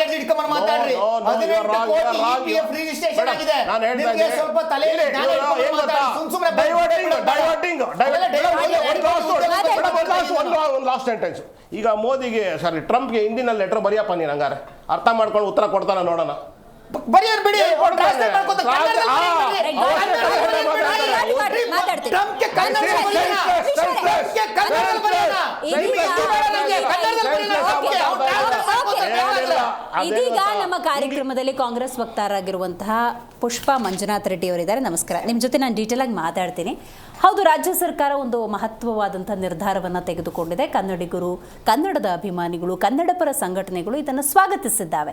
ಯಾಕಂದರೆ ತ್ರಿಭಾಷಾ ನೀತಿ ಅಂದ ಸಂದರ್ಭದಲ್ಲಿ ಆಗ್ತಿರುವಂಥ ವ್ಯತ್ಯಯಗಳನ್ನು ಮನವರಿಕೆ ಮಾಡಿಕೊಟ್ಟ ನಂತರದ ಸಂದರ್ಭದಲ್ಲಿ ರಾಜ್ಯ ಸರ್ಕಾರ ತೆಗೆದುಕೊಂಡಿರುವಂಥ ನಿಲುವು. ಆದರೆ ಇದು ಕೇವಲ ಹಿಂದಿಗಲ್ಲ, ಥರ್ಡ್ ಲ್ಯಾಂಗ್ವೇಜ್ ಆಗಿ, ತೃತೀಯ ಭಾಷೆಯಾಗಿ ಅಲ್ಲಿ ನೀವು ಅರೇಬಿಕ್ ತೊಗೊಂಡ್ರು, ಸಂಸ್ಕೃತ ತೊಗೊಂಡ್ರು ಅಥವಾ ತುಳು ತೊಗೊಂಡ್ರು, ಯಾವುದೇ ತೃತೀಯ ಭಾಷೆ ಇರುತ್ತೆ ಅದು ಕಡ್ಡಾಯವಲ್ಲ. ನೀವು ಓದ್ತೀರಿ, ಎಕ್ಸಾಮ್ ಬರೀತೀರಿ, ಆದರೆ ಅಂಕಗಳಿಗೆ ಅದನ್ನು ಕನ್ಸಿಡರ್ ಮಾಡೋಕ್ಕಾಗಲ್ಲ ಅಂತ ಅದರ ಸಾಧಕ ಬಾಧಕವೇ ಮಾತಾಡ್ತಾ ಇದ್ದೀವಿ. 2025 ಪರೀಕ್ಷೆಯಲ್ಲಿ 1.48 ಲಕ್ಷ ಸ್ಟೂಡೆಂಟ್ಸ್, ಅಂದರೆ 1,48,000 ಸ್ಟೂಡೆಂಟ್ಸ್ ಅನುತ್ತೀರ್ಣರಾದ ಹಿನ್ನೆಲೆಯಲ್ಲಿ ಅದು ಯಾವ ಕಾರಣಕ್ಕಾಗಿದೆ ಅಂತ ಯೋಚನೆ ಮಾಡಿ ಒಂದು ಪರಾಮರ್ಶೆ ಮಾಡಿದ ನಂತರದ ಸಂದರ್ಭದಲ್ಲಿ ಆ ಸರ್ವೆಯ ರಿಸಲ್ಟ್ಸ್ ನೋಡಿದಾಗ ನೋಡಿ, ತ್ರಿಭಾಷಾ ಸೂತ್ರ ಇದ್ದಾಗ ಭಾಷೆ ಅನ್ನೋದು ಮಕ್ಕಳಿಗೆ ಒತ್ತಡ ಆಗಬಾರ್ದು, ಅಲ್ಲೊಂದಷ್ಟು ಸಡಿಲಿಕೆಯನ್ನು ಕೊಟ್ಟಾಗ ಆಗುವಂತಹ ಒಂದಷ್ಟು ಬೆನಿಫಿಟ್ಸನ್ನು ವಿದ್ಯಾರ್ಥಿಗಳು ಸ್ಕೋರಿಂಗಲ್ಲಿ ಪಡ್ಕೊಳ್ಳಿ ಅನ್ನುವಂಥ ಸದುದ್ದೇಶವನ್ನು ಕೂಡ ನಾವು ನೋಡಬೇಕಾಗತ್ತೆ. ನನಗೆ ಪುಷ್ಪ ಅವ್ರು ಏನು ಹೇಳ್ತಾರೆ ಅನ್ನೋದು ಬಹಳ ಮುಖ್ಯ ಆಗುತ್ತೆ. ನಾನು 1968 ಹೋಗ್ತೀನಿ. 1968ರಲ್ಲಿ ಶ್ರೀಮತಿ ಇಂದಿರಾ ಗಾಂಧಿಯವರು ತ್ರಿಭಾಷಾ ಸೂತ್ರವನ್ನು ಇಂಪ್ಲಿಮೆಂಟ್ ಮಾಡ್ತಾರೆ. ಇವಾಗ ಅಂದರೆ ಎಲ್ಲ ರಾಜ್ಯಗಳಲ್ಲಿ ತ್ರಿಭಾಷಾ ಸೂತ್ರವನ್ನು ಅನುಷ್ಠಾನಕ್ಕೆ ತರ್ತಾರೆ. ಈಗ ರಾಜ್ಯ ಸರ್ಕಾರ ದ್ವಿಭಾಷಾ ಸೂತ್ರಕ್ಕೆ ಹೋಗಿರೋದ್ರಿಂದಾಗಿ ನೀವು ನಿಮ್ಮದೇ ನಾಯಕಿ ತಂದಂತಹ ಆ ಸೂತ್ರವನ್ನು, ಆ ನಿಯಮವನ್ನು ವಿರೋಧಿಸ್ತಿದ್ದೀರಿ ಅಂತ ಅರ್ಥ ಮಾಡ್ಕೋಬೇಕಾ ನಾವು? ಮೇಡಮ್, ಇದು ವಿರೋಧ ಅನ್ನೋದಕ್ಕಿಂತಲೂ ನೋಡಿ, ಕಲಿಯಕ್ಕೆ ನಾವು ಅಡ್ಡಿ ಮಾಡಲಿಲ್ಲ. ಈಗ ಏನು ಆ್ಯಸ್ ಇಟ್ ಈಸ್ ಇರುತ್ತೆ, ಇದಕ್ಕೆ ಏನಂದರೆ 625 ಅಂಕಗಳಿಗೆ ಏನು 10th ಮಕ್ಕಳು ಎಕ್ಸಾಮ್ ಬರೀತಿದ್ರು, ಇವಾಗ 525ಕ್ಕೆ ಬರೀತಾರೆ. ಹಿಂದಿ ಅಂತ ಏನಿದೆ ಸಬ್ಜೆಕ್ಟು, ಅದನ್ನು ಕಲಿತಾರೆ ಆ್ಯಸ್ ಇಟ್ ಈಸ್. ಏನೆಲ್ಲ ಇವಾಗ ಮೊದಲೆಲ್ಲ ಏನು ಟೀಚರ್ ಇರ್ತಿದ್ರು, ಕ್ಲಾಸ್ ನಡೆಯುತ್ತೆ, ಎಲ್ಲ ನಡೆಯುತ್ತೆ. ಬಟ್ ಅದಕ್ಕೆ ಇಷ್ಟೇ ಮಾರ್ಕ್ಸು ಅಂತ ನೀವು ಸ್ಕೋರ್ ಮಾಡೋ ಒಂದು ಒತ್ತಡ ಇದೆ. ಮೇಡಮ್, ನಾನು ಕೇಳಿದ ಪ್ರಶ್ನೆ, ಇಂದಿರಾ ಗಾಂಧಿ ಅವರು ತೆಗೆದುಕೊಂಡಂತಹ ನಿರ್ಧಾರವನ್ನು ನೀವು ವಿರೋಧಿಸ್ತಿದ್ದೀರಾ? ವಿರೋಧ ಮಾಡಂಗಿದೆ ಪೂರ್ತಿ ಹಿಂದಿನ ತೆಗೆದಾಕಿ ಹಿಂದಿ ಲ್ಯಾಂಗ್ವೇಜೇ ಬೇಡ ಅನ್ನೋ ಇದ್ದಿದ್ರೆ ನಾವು ವಿರೋಧ. ನನ್ನ ಪ್ರಶ್ನೆ ಇನ್ನೂ ನಿಮಗೆ ರೀಚ್ ಆಗಿಲ್ಲ ಅಂತ ಅನ್ಕೋತೀನಿ. ಹೇಳಿ ಮೇಡಮ್. 1968ರಲ್ಲಿ ರಾಜ್ಯಗಳ ಭಾಷೆಯ ವಿಷಯದಲ್ಲಿ ಒಂದು ದೊಡ್ಡ ಅಧ್ಯಯನವನ್ನು ಮಾಡಿ ಸರ್ವೆ ತಗೊಂಡು, ಹೌದು ಎಕ್ಸಾಕ್ಟ್ಲಿ, ಕೊಠಾರಿ ಕಮಿಷನ್ ಕೊಟ್ಟಂಥ ವರದಿಯ ಆಧಾರದಲ್ಲಿ ದೇಶದಲ್ಲಿ ಎಲ್ಲ ರಾಜ್ಯಗಳಲ್ಲೂ ಕೂಡ ತ್ರಿಭಾಷಾ ಸೂತ್ರವನ್ನು ಅನುಷ್ಠಾನಕ್ಕೆ ತರ್ತಾರೆ ಮೇಡಮ್ ಶ್ರೀಮತಿ ಇಂದಿರಾ ಗಾಂಧಿಯವರು. ಅಂದರೆ ಒಂದು ರಾಜ್ಯಕ್ಕೆ ತ್ರಿಭಾಷಾ ಸೂತ್ರದ ಅನಿವಾರ್ಯತೆಯನ್ನು ಕೊಠಾರಿ ಕಮಿಷನ್ ಕೊಟ್ಟಿರುತ್ತೆ, ಆ ವರದಿ ಕೊಟ್ಟಿರುತ್ತೆ. ಅಲ್ಲೊಂದು ಮಾತೃಭಾಷೆ ಇರುತ್ತೆ. ವ್ಯಾಪಾರ ಅವಾಗ ಬ್ರಿಟಿಷರಿಂದ ಆಳ್ವಿಕೆಗೆ ಒಳಪಟ್ಟಂತಹ ದೇಶ ನಮ್ಮದು. ಇಂಗ್ಲೀಷ್ ಅನ್ನೋದು ಬಹುತೇಕ ಅಲ್ಲಿನ ಕೂಲಿ ಕಾರ್ಮಿಕರು ಕೂಡ ಕಲ್ತ್ಕೊಂಡಂತಹ ಸನ್ನಿವೇಶ ಇತ್ತು. ಹೌದು, ಅಂದರೆ ಒಂದು ಕರ್ನಾಟಕ ರಾಜ್ಯ ಅಂದರೆ ಕನ್ನಡ ಬೇಕು, ಇಂಗ್ಲೀಷ್ ಕೂಡ ಬೇಕಾಗುತ್ತೆ. ಇನ್ನೊಂದು ತೃತೀಯ ಭಾಷೆ ಅನ್ನೋದು ಬೇಕಾಗುತ್ತೆ. ಅದು ಸಂಸ್ಕೃತವೂ ಆಗಿರ್ಬೋದು, ಮರಾಠಿಯೂ ಆಗಿರ್ಬೋದು, ಅರೇಬಿಕಿಯೂ ಆಗಿರ್ಬೋದು, ಯಾವ್ದು ಬೇಕಾದರೂ ಆಗಿರ್ಬೋದು. ಹಾಗಾಗಿ ದೇಶದಲ್ಲಿ ತ್ರಿಭಾಷಾ ಸೂತ್ರವನ್ನು ಅಳವಡಿಸ್ತಾರೆ ಮೇಡಮ್. ಹಾಗಾಗಿ ಆ ನಿರ್ಧಾರವನ್ನು ನೀವು ವಿರೋಧಿಸ್ತಾ ಇದ್ದೀರಾ ಅಂತ ಆಗತ್ತಿದೋ? ಇಲ್ಲ, ಅದನ್ನೇ ನಾನು ಹೇಳಕ್ ಹೋದೆ. ತ್ರಿಭಾಷಾ ಸೂತ್ರವನ್ನ ವಿರೋಧಿಸಿ ನಾವು ಮಾಡ್ತಾ ಇಲ್ಲ. ದ್ವಿಭಾಷಾ ಸೂತ್ರ ಯಾಕೆಂದರೆ ಮಕ್ಕಳ ಮೇಲೆ ಒತ್ತಡ ಬರಬೇಕು ಅನ್ನೋದು, ಬರಬಾರ್ದು ಅನ್ನೋದು ಒಂದಾದರೆ ನೋಡಿ, ಇಲ್ಲಿ ಸಾಕಷ್ಟು ಈಗ ನಾವು ಕಾಂಗ್ರೆಸ್ ಸರ್ಕಾರ ಏನು ಮೊದಲು ನಮ್ಮ ಕಾಂಗ್ರೆಸ್ ಸರ್ಕಾರ ಯಾವಾಗ ಅಧಿಕಾರಕ್ಕೆ ಬರುತ್ತೆ ಆಗಲೇ ನಾವು ದ್ವಿಭಾಷಾ ಸೂತ್ರವನ್ನು ತರಬೇಕು. ಇವರು ಏನು NEP-ಯನ್ನು ಹೇಳಿದ್ರು, ರಾಷ್ಟ್ರೀಯ ಶಿಕ್ಷಣ ನೀತಿ, ಅದರಲ್ಲೂ ಸಹ ಸಾಕಷ್ಟು ನ್ಯೂನತೆಗಳಿದ್ರು. ಅದಕ್ಕೆ ಪರ್ಯಾಯವಾಗಿ ನಾವು ನಮ್ಮ ಯಾವ ನ್ಯೂನತೆಯನ್ನು ನೀವು ನ್ಯಾಷನಲ್ ಎಜುಕೇಷನ್ ಪಾಲಿಸಿ ನೋಡಿ 3 ಹಂತಗಳಲ್ಲಿ 5+3+3 ಅಂತ ಏನೋ ಒಂದು ತಂದಿರ್ತಾರೆ. ಆಮೇಲೆ ಅದರಲ್ಲಿ ಹಿಂದಿಯನ್ನ ಮುಖ್ಯವಾಗಿ ತಂದಿರ್ತಾರೆ ಅವರು. ನಮಗೆ ಅದು ಇಷ್ಟ ಇರಲ್ಲ. ಮೊದಲಿಗೆ ಈ ಒಂದು ಲ್ಯಾಂಗ್ವೇಜ್ ಸಿಸ್ಟಮ್ ಅಲ್ಲಿ ತ್ರಿಭಾಷಾ ಸೂತ್ರವನ್ನ ವಿರೋಧಿಸಿದ್ದು ತಮಿಳುನಾಡಿನವರು. ನೋಡಿ, ಕಾಲಾನುಕ್ರಮವಾಗಿ ನಾನು ಒಪ್ಕೊಳ್ತೀನಿ, ಇಂದಿರಾ ಗಾಂಧಿ ಮೇಡಮ್ ಅವರು ತಂದಿದ್ರು, ಅದನ್ನ ನಾವು ವಿರೋಧಿಸ್ತೀವಿ ಅಂತಲ್ಲ. ನೋಡಿ, ಈಗ ಆ ನಂತರ ಬಂದಂತಹ ಕನ್ನಡ ಪರ ಸಂಘಟನೆಗಳು, ಕನ್ನಡ ಪರವಾಗಿ ಬಂದಂತಹ ಹೋರಾಟಗಾರರ ವಿಚಾರವನ್ನು ನಾವು ಇಲ್ಲಿ ಗಣನೆಗೆ ತಗೋಬೇಕಾಗುತ್ತೆ. ಇವತ್ತು ಸಹ ನಿನ್ನೆ ಮಧು ಬಂಗಾರಪ್ಪನವರನ್ನ ಭೇಟಿ ಮಾಡಿ ಅವರು ಕೇಳ್ಕೊಂಡಿದ್ದೇನು, ಕನ್ನಡದ ಅಸ್ಮಿತೆಯನ್ನು ಉಳಿಸಬೇಕು, ಕನ್ನಡಕ್ಕೆ 5,000 ವರ್ಷಗಳ ಇತಿಹಾಸ ಇದೆ, ಅದರ ಒಂದು ಉಳಿವಿಗಾಗಿ ನಾವು ಹೋರಾಟ ಮಾಡಬೇಕು. ಇವತ್ತು ಬೆಂಗಳೂರು ಏನಾಗಿದೆ ಮೇಡಮ್, ಈಗ ನೀವು ಇಳಿದು MG ರೋಡ್ಗೆ ಹೋಗಿ ಯಾರ ಹತ್ರ ನೀವು ಕನ್ನಡ ಮಾತಾಡಿ ಎಷ್ಟು ಜನ ಮಾತಾಡೋರು ನಿಮ್ಗೆ ಸಿಗ್ತಿದ್ದಾರೆ? ಕಾರಣ ಯಾರು? ಅದು ಕನ್ನಡಿಗರೇ. ಅದನ್ನೇ ನಾವು ಹೇಳತ್ತು, ಇವತ್ತು ಉಳಿಸಬೇಕಂದ್ರೆ ಈ ರೀತಿಯ ಕ್ರಮಗಳು ಬೇಕಾಗುತ್ತೆ. ಅಲ್ಲಿ ಹೋಗ್ಬಿಟ್ಟು ಹಿಂದಿಯವ್ರ ಹತ್ರ ನಾವು ಹಿಂದಿ ಮಾತಾಡ್ತಾ ಇದ್ದೀವಿ, ಅದನ್ನ ಮೊದಲಿಗೆ ನಮ್ಮಿಂದ ಶುರುವಾಗಬೇಕು, ಅದನ್ನ ಬಿಡಬೇಕು. ಆ ನಿಟ್ಟಿನಲ್ಲಿ ಸರ್ಕಾರ ನೋಡಿ, ನಾಮಫಲಕಗಳಲ್ಲಿ 60% ಕನ್ನಡ ಇರಲೇಬೇಕು ಅನ್ನೋ ಒಂದು ಸೂತ್ರವನ್ನು ತಂದವರು ಸಹ ನಾವೇ. ಸೊ ಈ ದ್ವಿಭಾಷಾ ನೀತಿಯಿಂದ ಅಟ್ಲೀಸ್ಟ್ ಈ ಕನ್ನಡದ ಬಗ್ಗೆ ಒಲವು ಜಾಸ್ತಿ ಆಗುತ್ತೆ. 3 ಭಾಷೆಗಳನ್ನ ಮಕ್ಕಳ ಮೇಲೆ ಏರೋದ್ರಿಂದ ನೋಡಿ, ಮಾನಸಿಕವಾಗಿ 3 ಲ್ಯಾಂಗ್ವೇಜ್ ಅವ್ರು ಕಲಿತು 3 ಒಂದು ಲ್ಯಾಂಗ್ವೇಜ್ ಓದಬೇಕು, 3 ಕೋರ್ ಸಬ್ಜೆಕ್ಟ್ ಓದಬೇಕಾಗುತ್ತೆ. ಅಲ್ಲ, ಒಂದು ಮಗುವಿನ ಸರ್ವತೋಮುಖ ಅಭಿವೃದ್ಧಿಯ ದೃಷ್ಟಿಯಿಂದ ಭಾಷೆಗಳ ಕಲಿಕೆ ಆ ಮಗುವಿಗೆ ಲಾಭ ಅಂತ ನೋಡಕ್ಕಾಗಲ್ಲ. ನನಗೇನು ಅನ್ಸಲ್ಲ ಮೇಡಮ್, ಹಿಂದಿ ಕಲಿಯೋದ್ರಿಂದ ಅವ್ರಿಗೆ ಲಾಭ ಇದೆ ಅಂತ ಅನ್ಸಲ್ಲ.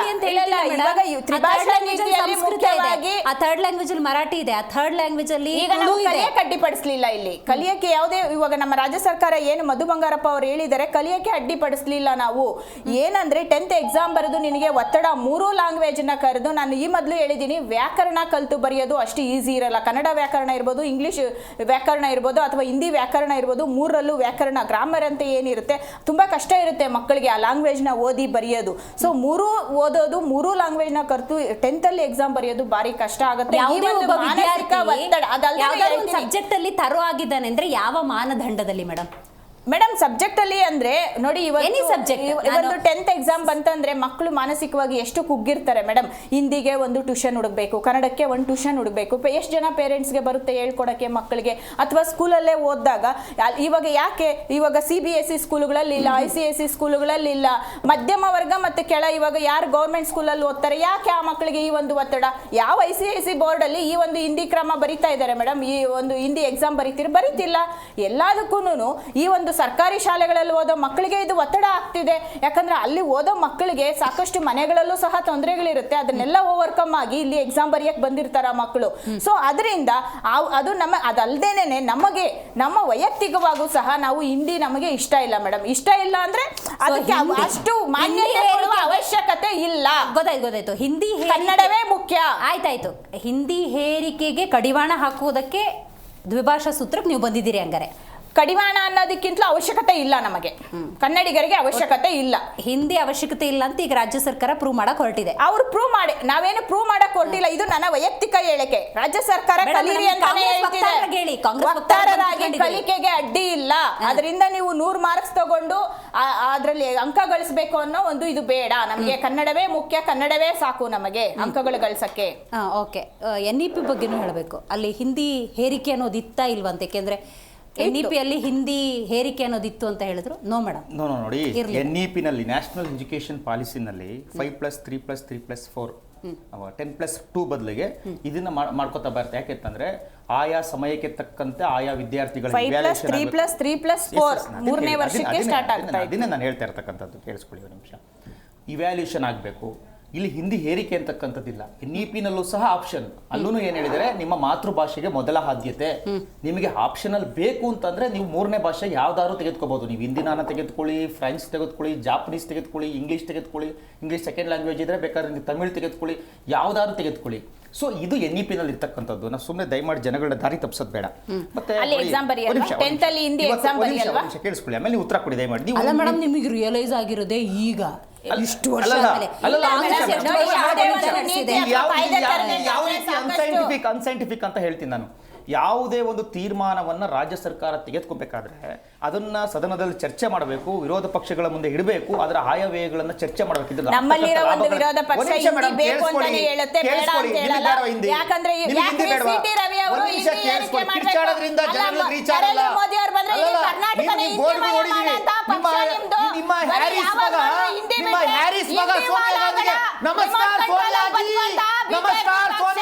ಬೋರ್ಡ್ ಹಾಕಿದ್ದನ್ನ ಇಡೀ ರಾಜ್ಯದ ಜನ ನೋಡಿದ್ದಾರೆ.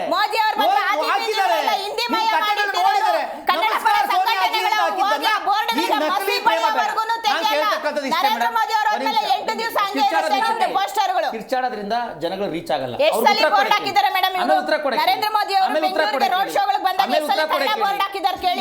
ಇವರ ರಾಹುಲ್ ಗಾಂಧಿ ಅವರಿಗೆ, ಇವರ ಸೋನಿಯಾ ಗಾಂಧಿ ಅವರಿಗೆ ಕನ್ನಡದಲ್ಲಿ ಹಾಕಿಲ್ಲ. ನಾನು 100 ಉದಾಹರಣೆ ಕೊಡಬಲ್ಲೆ. ನೀವು ಕನ್ನಡದಲ್ಲಿ ರಾಹುಲ್ ಗಾಂಧಿ, ಸೋನಿಯಾ ಗಾಂಧಿ, ಪ್ರಿಯಾಂಕಾ ವಾದ್ರಾ ಇಂತ ದೊಡ್ಡ ದೊಡ್ಡ ನಾಯಕರು ಬಂದ ಕನ್ನಡದಲ್ಲಿ ಹೌದು ಮೇಡಮ್, ನಾವು ಹೆಚ್ಚಾಗಿ 100% ಹಾಕಿಲ್ಲ. 60% ಗಿಂತಲೂ ಜಾಸ್ತಿ ಕನ್ನಡ ಇರುತ್ತೆ. ಇನ್ನೊಂದು ಮೇಡಮ್, ಇನ್ನೊಂದು ಸರ್ ಮೇಡಮ್, ಒಂದು ನಿಮಿಷ, ನಾನು ಮುಗ್ದಿಲ್ಲ. ಇದು ಡೈವರ್ಟಿಂಗ್ ದ ಸಬ್ಜೆಕ್ಟ್. ಇದನ್ನ ಈ ಒಂದು ವಿಚಾರವನ್ನು ಡೈವರ್ಟ್ ಮಾಡಲಿಕ್ಕೆ ಇದೊಂದು ಮಾಡಿರ್ತಕ್ಕಂಥ ರಹದಾರಿ. ಇದೇ ಶಿಕ್ಷಣ ಸಚಿವರ ಬಗ್ಗೆ ಮೊದಲಿನಿಂದಲೂ ಸಹ ದೊಡ್ಡ ಒಂದು ಇವರ ಒಂದು ಯಾವ ರೀತಿ ಇದನ್ನ ನಡೆಸಕ್ಕಾಗ್ತಾ ಇಲ್ಲ ಅಂತಕ್ಕಂಥ ಬಗ್ಗೆ ಬಹಳ ಚರ್ಚೆ ನಡೀತಾ ಇದೆ. ನೀವು ನೋಡಿ, 2024ರಲ್ಲಿ SSLC ಫಲಿತಾಂಶ 73%, 2025ಕ್ಕೆ 62%, 11% ಡೌನ್ ಆಗುತ್ತೆ SSLC ಫಲಿತಾಂಶ. ಇದು ನೀವು ಶಾಕ್ ಆಗ್ಬಿಡ್ತೀರಿ.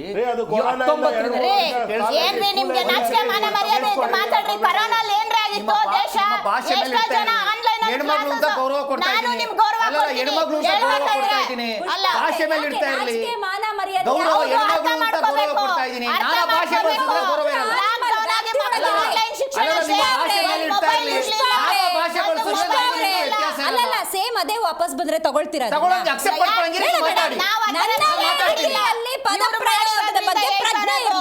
ನನ್ನ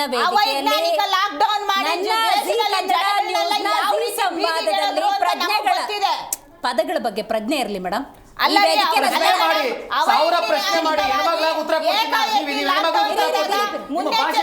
ಯಾವುದೇ ಕ್ರಮಗಳನ್ನ ಮೋದಿ ಅವರು ನಿಮಗೆ ಸಮಯ ಕೊಡ್ತೀನಿ, ಅವಾಗ ಮಾತಾಡಿ. ಕಂಟಿನ್ಯೂ. ಇದೇ PUC 2024ರಲ್ಲಿ 81%. ಅವಾಗ ಕೊರೋನಾ ಇರಲಿಲ್ಲ. 2025 ಕೊರೋನಾ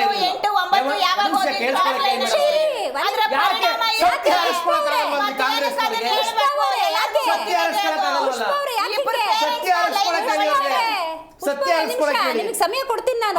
ಸಮಯ ಬಂದಾಗ ಮಾತಾಡಕ್ಕೆ ಹೇಳಿ. ಸತ್ಯವನ್ನು ದಯಮಾಡಿ ಅರ್ಸ್ಕೋಬೇಕು. SSLC ಫಲಿತಾಂಶ 2024, ಅವ್ರು ಕೊರೋನಾ ಅಂತ ಹೇಳಿದ್ರು, ಕೊರೋನಾ ಇರಲಿಲ್ಲ. 73%, 2025 62%, 11% ಡೌನ್ ಆಯ್ತು. ಯಾವ ಕೊರೋನಾ ಐತಿ ಈಗ? ಯಾವ ಕೊರೋನಾನು ಇಲ್ಲ. 6 ವರ್ಷಗಳಲ್ಲೇ ಕಡಿಮೆ ಆಗಿರ್ತಕ್ಕಂಥದ್ದು ರಿಸಲ್ಟ್. PUC 2024 81%, 2025 69%, 12% ಡೌನ್ ಆಯ್ತು. ಯಾಕೆ ಇದು? ಈ ಒಂದು ಏನು ಶಿಕ್ಷಣ ಸಚಿವರು ಇದಾರಲ್ಲ, ಇವ್ರು ಏನಂದ್ರೆ ಇದು ಅವ್ರಿಗೆ ಎಲಿಜಿಬಿಲಿಟಿ ಇಲ್ವಾ ಇದನ್ನ ಸರಿಯಾಗಿ ನಡೆಸಲಿಕ್ಕೆ? ಮತ್ತೊಂದು ಮೇಡಮ್, ಇವರು ಅಧಿಕಾರಕ್ಕೆ ಬಂದ ಮೇಲೆ 21,255 ಸರ್ಕಾರಿ ಶಾಲೆಗಳ ಚಾವಣಿಗಳು ಸೋರ್ತಾ ಇದ್ದಾವೆ. ಇವರಿಗೆ ಕನ್ನಡ ಶಾಲೆಗಳು ಬೇಕಾಗಿಲ್ಲ, ಕನ್ನಡ ಶಾಲೆಗಳ ಮೇಲೆ ಪ್ರೀತಿ ಇಲ್ಲ. 5,412 ಶಾಲೆಗಳಲ್ಲಿ ಒಬ್ಬರೇ ಶಿಕ್ಷಕರಿದ್ದಾರೆ, ಶಿಕ್ಷಕರ ಕೊರತೆ. 762 ಕನ್ನಡ ಶಾಲೆಗಳನ್ನ ಮುಚ್ಚಾಕಿದ್ದಾರೆ. ಹೇಳಿ ಮೇಡಮ್, ದಯಮಾಡಿ. ನಾನು 1000 ಪ್ರಶ್ನೆ ಕೇಳಿ ನಾನು ಉತ್ತರ ಕೊಡ್ತೀನಿ. 61,625 ಶಾಲಾ ಶಿಕ್ಷಕರ ಕೊರತೆ ಇದೆ. ಇವರಿಗೆ ಪ್ರೀತಿ ಯಾವ ಕಡೆಗೆ ಅಂತಂದ್ರೆ ಉರ್ದು ಶಾಲೆಗಳ ಮೇಲೆ. ಮೇಡಮ್, ನೀವು ಏನ್ ಮಾತಾಡ್ತಾ ಇದ್ರಿ? ನೀವು ಬಂದು 3 ವರ್ಷ ಆಗಿದೆ ಅಧಿಕಾರಕ್ಕೆ. ಇನ್ನೂ ಏನು ಆಗೋದಕ್ಕೆಲ್ಲ ನಮ್ಮ ರವೀಶ್ ಅವ್ರು ಆಗ್ಲೇ ಹೇಳ್ತಾ ಇದ್ರು, ಸನೇಶ್ಚರನೇ ಕಾರಣ ಅಂದಂಗೆ. ಎಲ್ಲಿ ಕರೋನಾ ಆಗಾಯ್ತು, ಸುಮಾರು ವರ್ಷ ಆಯ್ತು.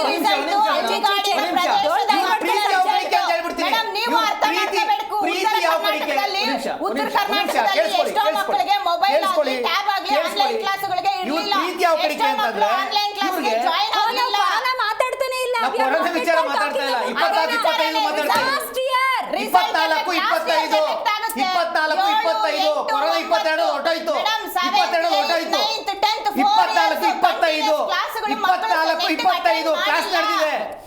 ನಿಮಿಷ ಮೇಡಮ್, ಇದೇ ಪ್ರೀತಿ ಯಾವ ಕಡೆ ಗೊತ್ತಾ?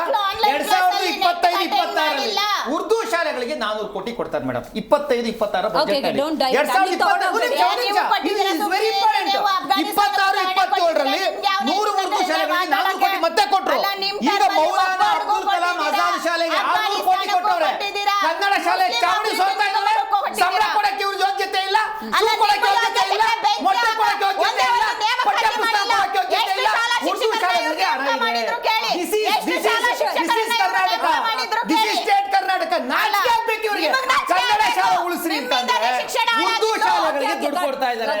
ಇದು ಇವರ ಒಂದು ಮುಖವಾಡ. ಇದು ಗೋಮುಖ ವ್ಯಾಘ್ರತನ. ಉರ್ದು ನಮ್ಮ ಭಾಷೆ ಅಲ್ಲ, ಕನ್ನಡ ನಮ್ಮ ಭಾಷೆ.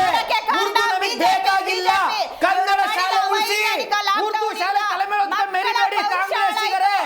ಕಾಂಗ್ರೆಸ್ ಭಾಷೆ ನಮ್ದಲ್ಲ, ಕನ್ನಡ ಭಾಷೆ ನಮ್ದು. ಕನ್ನಡ ಶಾಲೆ ಉಳಿಸಿ. ಕನ್ನಡ ಶಾಲೆ ಉಳಿಸ್ಬೇಕು, ಕನ್ನಡ ಉಳಿಬೇಕು. ಅವ್ರ ಮೇಲೆ ಇವ್ರ ಮೇಲೆ ಅವರು ಕೆಸರಚಾಟ ಆರೋಪ ಪ್ರತ್ಯಾರೋಪ ಮಾಡ್ತಾರೆ ಹೊರತು ಯಾರೂ ವಾಸ್ತವಕ್ಕೆ ಬರೋದಿಲ್ಲ. ಮೇಡಮ್, ಕಾಂಗ್ರೆಸ್ BJP ಒಂದೇ ನಾಣ್ಯದ ಎರಡು ಮುಖಗಳು ಈ ದ್ವಂದ್ವ ವಿಷಯದಲ್ಲಿ. ನಾನು ಏನು ಹೇಳ್ತಾ ಇದ್ದೀನಿ ಅಂದರೆ ಮೇಡಮ್, ಈಗ ಇವರೇನು ತ್ರಿಭಾಷಾ ಸೂತ್ರದಿಂದ ದ್ವಿಭಾಷಾ ಸೂತ್ರಕ್ಕೆ ಬಂದಿದ್ದಾರಲ್ಲ, ನಾವು ಮಾತಾಡ್ತಿರೋದು ಇಷ್ಟೊತ್ತು ನಾವು ಮಾತಾಡೋದೆಲ್ಲ ಬಂದ್ಬಿಟ್ಟು ನಗರ ಪ್ರದೇಶದ ವ್ಯಾಪ್ತಿಲಿರೋರನ್ನ ಗಮನದಲ್ಲಿ ಇಟ್ಕೊಂಡೇ ಮಾತಾಡಿದ್ವಿ. ಭಾಗಶಃ ಹಂಗೆ ಮಾತಾಡಿದ್ವಿ ನಾವೆಲ್ಲರೂ. ಆದರೆ ನೀವು ಕಂಪ್ಲೀಟ್ ಮಾಡ್ತೀವಿ ಮೇಡಮ್ ಪ್ಲೀಸ್. ಆದರೆ ಇವಾಗ ನಾವು ಚಾಮರಾಜನಗರದಿಂದ ಹಿಡ್ಕೊಂಡು ಬೆಳಗಾಂವರೆಗೂ ಹೋದರೆ, ಬೆಂಗಳೂರು, ಬೆಳಗಾಂ, ಮ್ಯಾಂಗ್ಳೂರನ್ನ ಹೊರತುಪಡಿಸಿದ್ರೆ ಮಿಕ್ಕಿದೆಲ್ಲದೂ ಆಲ್ಮೋಸ್ಟ್ ಕನ್ನಡಿಗರೇ ಮಾತಾಡೋಂಥ ಜನಸಂಖ್ಯೆ ಇರೋದು. ಅಲ್ಲಿನ ಮಕ್ಕಳಿಗೆ ಸೌಲಭ್ಯಗಳ ಕೊರತೆ ಇರುತ್ತೆ, ಮತ್ತು IQ ಲೆವೆಲ್ ಆಲ್ಮೋಸ್ಟ್ ಕಡಿಮೆನೇ ಇದೆ ಕಂಪೇರ್ ಮಾಡಿದ್ರೆ. ನಗರ ಪ್ರದೇಶದ ಮಕ್ಕಳು ಸ್ವಲ್ಪ ಚುರುಕಿರ್ತಾರೆ, ಅವ್ರಿಗೆ ಯಾವ ಭಾಷೆ ಹೇಳ್ಕೊಟ್ರು ಬೇಗ ಕಲಿತಾರೆ. ಆದರೆ ಅವರು ತಾಲೂಕುವಾರು, ಜಿಲ್ಲಾವಾರು ನೀವು ಹೋದಾಗ ಅಲ್ಲಿನ ಮಕ್ಕಳಿಗೆ ಸ್ವಲ್ಪ ಗ್ರಹಿಕಾ ಶಕ್ತಿ ಕಡಿಮೆ ಇರ್ತದೆ. ಆ ಒಂದು ದೃಷ್ಟಿಕೋನ ಇಟ್ಕೊಂಡು ಇವರು ಹಿಂದಿ ಏರಿಕೆ ಮಾಡೋದು ಒಳ್ಳೆಯದಲ್ಲ. ಒಂದು ವೇಳೆ ಹಿಂದಿನಲ್ಲಿ ಅನುತ್ತೀರ್ಣ ಆದರೆ ಮುಂದಿನ ತರಗತಿಗೆ ಹೋಗೋಕ್ಕೆ ಅನಾನುಕೂಲ ಆಗ್ಬೋದು ಅನ್ನೋ ಒಂದು ದೃಷ್ಟಿಕೋನದಿಂದ ಆ ಕಾನೂನು ತಂದಿದ್ದಾರೆ. ಅದು ಒಳ್ಳೆಯ ಕಾನೂನು. ಆದರೆ ದ್ವೇಷಪೂರಿತವಾಗಿ ಇರಬಾರ್ದು ಅಂತ ನಾನು ಹೇಳೋದು ಅಷ್ಟೇ. ದ್ವೇಷಪೂರಿತವಾಗಿ ಯಾವುದೇ ಭಾಷೆ ದ್ವೇಷಪೂರಿತವಾಗಿ ಇರಬಾರ್ದು. ಆದರೆ ವೈಯಕ್ತಿಕ ಇಚ್ಛಾಶಕ್ತಿ ಇಲ್ಲದೆ ಕನ್ನಡಿಗರ ಹಿತದೃಷ್ಟಿಯಿಂದ ಮಾಡಿದ್ರೆ ಅದನ್ನು ಸ್ವಾಗತ ಮಾಡಬೇಕು, ಸ್ವಾಗತಿಸ್ತಿದ್ದೀವಿ ಕೂಡ. ಆದರೆ ಅದನ್ನು ದ್ವೇಷ ಮಾಡಿಕೊಂಡು ಒಬ್ಬರ ಮೇಲೆ ಒಬ್ಬರು ಕೆಸರಚಾಟ ಮಾಡಿಕೊಂಡು, ಹಳೇ ಸರ್ಕಾರ ಈಗಿನ ಸರ್ಕಾರ ಉರ್ದು ಶಾಲೆಗಳಿಗೆ ಹೆಚ್ಚು ಅನುದಾನ ಕೊಟ್ಟಿದೆ. ಹಳೇ ಸರ್ಕಾರನು ಅವಾಗ ಏನು ಶಿಕ್ಷಣ ನೀತಿನಲ್ಲಿ ಚಕ್ರತೀರ್ಥ ಅನ್ನೋರನ್ನ ಕರ್ಕೊಬಂದು ಯಾವ್ಯಾವುದೋ ಬೇಕಿಲ್ದಿರೋ ಸಬ್ಜೆಕ್ಟ್ಗಳನ್ನೆಲ್ಲ ಹೊರಗಡೆ ಸೇರಿಸಿ ಹತ್ತಿರ 2 ವರ್ಷ ಏನೇನೋ ಸ್ಕೂಲು ಕಾಲೇಜ್ಗಳಲ್ಲಿ ಹಿಜಾಬ್ ಗಲಾಟೆ ಆಯಿತು, ಬೇರೆ ಬೇರೆ ಗಲಾಟೆ ಆಯಿತು. ಶಿಕ್ಷಣ ವ್ಯವಸ್ಥೆನ ಧರ್ಮಕ್ಕೆ ಸೇರಿಸ್ಕೊಂಡ್ರು. ಎರಡು ಪಕ್ಷದವ್ರು ನಾನು ಹೇಳ್ತಾ ಇರೋದು, ಕಾಂಗ್ರೆಸ್ BJP ಎರಡು ಒಂದೇ ನಡೆದ ಎರಡು ಮುಖಗಳಿದೆ. ಇಲ್ಲಿ ಭಾಷೆ ಏನಾಗಿದೆ ದಯವಿಟ್ಟು ಉರ್ದು ಭಾಷೆನ ಸರ್, ದಯವಿಟ್ಟು ಕೇಳಿಸ್ಕೊಳ್ಳಿ. ನೀವು ಮಾತಾಡಿದ್ರೆ 15 ನಿಮಿಷ ಮೊದಲು ನಾನು ಏನು ಮಾತಾಡಲಿಲ್ಲ. ದಯವಿಟ್ಟು ನೀವು ಕ್ವಶನ್ ಮಾತಾಡಿ. ಈಗ ಆಮೇಲೆ ಕೇಳಿ ನೀವು ಕ್ವಶನ್.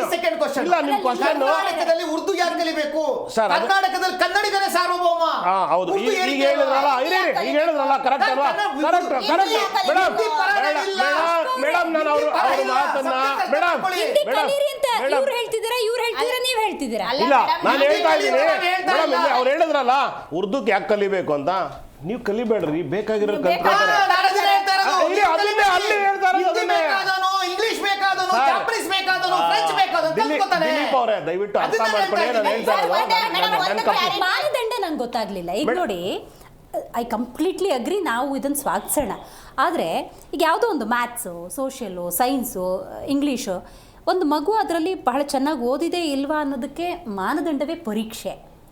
ಆ ಪರೀಕ್ಷೆ ನಮಗೆ ಗೊತ್ತಾಗಲಿಲ್ಲ ಅಂದರೆ, ನೀವು ಉದ್ದೇಶ ಚೆನ್ನಾಗಿದೆ, ಭಾಷೆ ಕಲಿಯೋಕ್ಕೆ ಯಾವ ಬ್ಯಾರಿಯರು ಬೇಕಾಗಿಲ್ಲ, ಕಲ್ತ್ಕೊಂಡ್ಲಿ, ವ್ಯಾಪಾರ ವಹಿವಾಟು ಮಾಡಲಿ, ಹೊರದೇಶಕ್ಕೂ ಹೋಗಲಿ ಅಂತ ಹೆಂಗೆ ಉದಾರವಾಗಿ ನಾವು ಮಾತಾಡ್ತಿದ್ದೀವೋ, ಅದಕ್ಕೊಂದು ಮಾನದಂಡವೇ ಇಲ್ಲದೆ ಹೋದರೆ ಆ ಮಗು ಆ ಭಾಷೆನ ಕಲ್ತಿದೆಯಾ ಇಲ್ವಾ ಅಂತ ಗೊತ್ತಾಗಕ್ಕೆ ಆ ಪರೀಕ್ಷೆನೇ ಬೇಕು ಅನ್ನೋದಾದರೆ ಅದರಲ್ಲಿ ಲಿಬರ್ಟಿ ಗೊತ್ತಿರೋದು ಪ್ಲಸ್ಸಾ?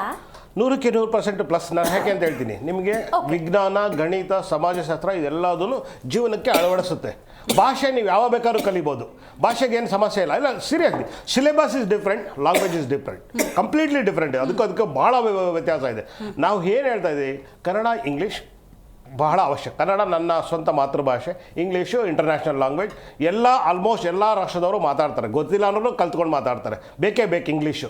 ಆದರೆ ಹಿಂದಿನ 3ನೇ ಭಾಷೆ, ಹಿಂದಿ ಇರ್ಬೋದು, ಮರಾಠಿ ಇರ್ಬೋದು, XYZ ಯಾವುದೇ ಭಾಷೆ ಇದ್ರೂ ಅದು ಕಲಿಯೋದು ಬಿಡೋದು ಆ ಮಗುವಿಗೆ ಬಿಟ್ಟಿದ್ದು. ಯಾಕೆಂದ್ರೆ ಅದು ಗ್ರಹಿಸ್ಕೊಳ್ಳೋ ಶಕ್ತಿ ಇರೋ ತೊಗೊಳುತ್ತೆ. ಅದು ಸೆಲೆಕ್ಟ್ ಮಾಡ್ಕೋಬೇಕಾದ್ರೆ ನಾನು ಹಿಂದಿ ತೊಗೋತೀನಿ ಅಂತ ಗೊತ್ತಿರುತ್ತೆ ಮಗುಗೆ, ಸೇರಿಸ್ಕೋತಾರೆ, ಓದ್ತಾರೆ.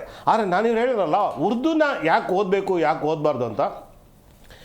ಕನ್ನಡಿಗರು ಯಾರು ಹೋಗಿ ಉರ್ದು ಓದ್ತಾ ಇಲ್ಲ, ಕನ್ನಡನೇ ಓದಕ್ ಒಂದ್ ನಿಮಿಷ ಕನ್ನಡನೇ ಓದಕ್ ಬರ್ತಾ ಇಲ್ಲ ಈಗ ನಮ್ಮ ಮಕ್ಕಳಿಗೆ, ಎಷ್ಟೊಂದು ಜನಕ್ಕೆ, ಇನ್ಕ್ಲೂಡಿಂಗ್ ನನ್ನ ಮಗನ್ನು ನಾನು ಕನ್ನಡಕ್ಕೆ ಟ್ಯೂಷನ್ಗೆ ಹಾಕಿದ್ದೆ. ಆದರೆ ಉರ್ದು ಇದೆಯಲ್ಲ, ಉರ್ದು ಬರೀ ಅವ್ರಿಗೆ ಯಾರಿಗೆ ಇಚ್ಛಾಶಕ್ತಿ ಇದೆ, ಯಾರ ಸಮುದಾಯಕ್ಕೆ ಸೇರ್ಕೊಂಡಿದ್ದಾರೆ, ಯಾರಿದ್ದಾರೆ, ಅದು ಅವ್ರು ಮಾತ್ರ ಕಲಿತಾ ಇದ್ದಾರೆ. ಕಂಪ್ಲೀಟ್ ಮಾಡ್ತೀನಿ. ಅದೇ ಉರ್ದು ಶಾಲೆಯಲ್ಲಿ ಓದಿರೋರು ನಮಗೆ ನಾಡಕ ಗೀತೆ ಬರ್ಕೊಟ್ಟಿದ್ದಾರೆ, ನಿಸಾರ್ ಅಹಮದ್ ಅವರು. ನಾನು ಹೇಳ್ತಾ ಇರೋದು ಕೇಳಿಸ್ಕೊಳ್ಳಿ, ಕೇಳಿ ಬೇರೆ. ನೀವು ಆ ತರ ಹೋದ್ರೆ ಇವತ್ತು CM ಇಬ್ರಾಹಿಂ ಅವರು ವಚನಗಳು ಹೇಳ್ದಂಗೆ ನೀವು ಹೇಳಕ್ಕೆ ಬರಲ್ಲ. ಭಾಷೆ ವಿಷಯ ಮಾತಾಡ್ತಾ ಇದ್ದೀನಿ ನಾನಿಲ್ಲಿ. CM ಇಬ್ರಾಹಿಂ ಅವ್ರು ಮಾತಾ ವಚನಗಳು ಇವ್ರಿಗೂ ಬರಲ್ಲ, ಅದು ಬೇರೆ ವಿಷಯ. ಆದ್ರೆ ಉರ್ದು ಇರ್ಲಿ, XYZ ಯಾವುದೇ ಭಾಷೆ ಇರಲಿ, ಕಲಿಯೋದು ಅವ್ರ ವೈಯಕ್ತಿಕ ವಿಚಾರ. ಅವರು ಅದಕ್ಕೆ ಇದು ವೈಯಕ್ತಿಕ ಆಗಾದ್ರೆ ಪ್ರತಿಯೊಬ್ಬರು ಪ್ರಶ್ನೆ ಮಾಡಬೇಕು ಅಂತ ಪ್ರಶ್ನೆ ಮಾಡಲಿ. ಉರ್ದು ಶಾಲೆಯಲ್ಲಿ ಫಸ್ಟ್ ಲ್ಯಾಂಗ್ವೇಜ್ ಉರ್ದು ಯಾಕೆ ಕಲಿತಾರೆ? ಕನ್ನಡ ಕಲಿಬೇಕು. ಅಲ್ಲಿ ಅದನ್ನೇ ಹೇಳ್ತಾ ಇರೋದು ಮೇಡಮ್. ಇವರು ತುಂಬಾ ತಪ್ಪು ತಿಳ್ಕೊಂಡಿದ್ದಾರೆ. ಒಂದು ನಿಮಿಷ ಲೆಟ್ ಮಿ ಕಂಪ್ಲೀಟ್. ಅವ್ರು ಅದನ್ನೇ ತಪ್ಪು ತಿಳ್ಕೊಂಡಿದ್ದಾರೆ. ಉರ್ದು ಸ್ಕೂಲಲ್ಲಿ ಉರ್ದು ಪ್ರೈಮರಿ ಲ್ಯಾಂಗ್ವೇಜ್ ರೀ, ಕನ್ನಡ ನಿಮ್ಗೆ ಥರ್ಡ್ ಲ್ಯಾಂಗ್ವೇಜ್ ಅವ್ರು ಮಾಡ್ಕೊಂಡಿದ್ದಾರೆ. ಅದನ್ನ ನೀವು ಹೋರಾಟ ಮಾಡಿ, ನೀವು ಹೋರಾಟ ಮಾಡಿ, ನಿಮಗೆ ಈಗ ಹೇಳ್ರಿ ಇಲ್ಲಿ ನಾನು ಹೇಳ್ತೀನಿ ಕೇಳಿಸ್ಕೊಳ್ಳಿ. ಬೋರ್ಡ್ ಹಾಕೊಂಡ್ಬಂದಿದ್ದಾರೆ, ಸರಿಯಾಗಿ ಮಾತಾಡಿ.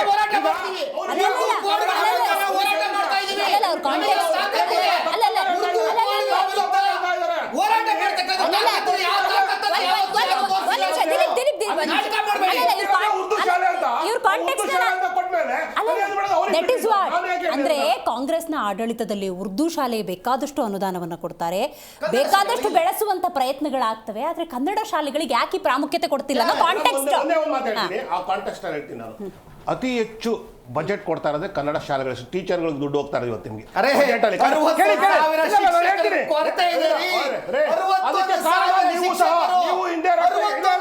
ಶಿಕ್ಷಕರು ಏನ್ ಸುಳ್ಳು ಹೇಳ್ತಾರೆ?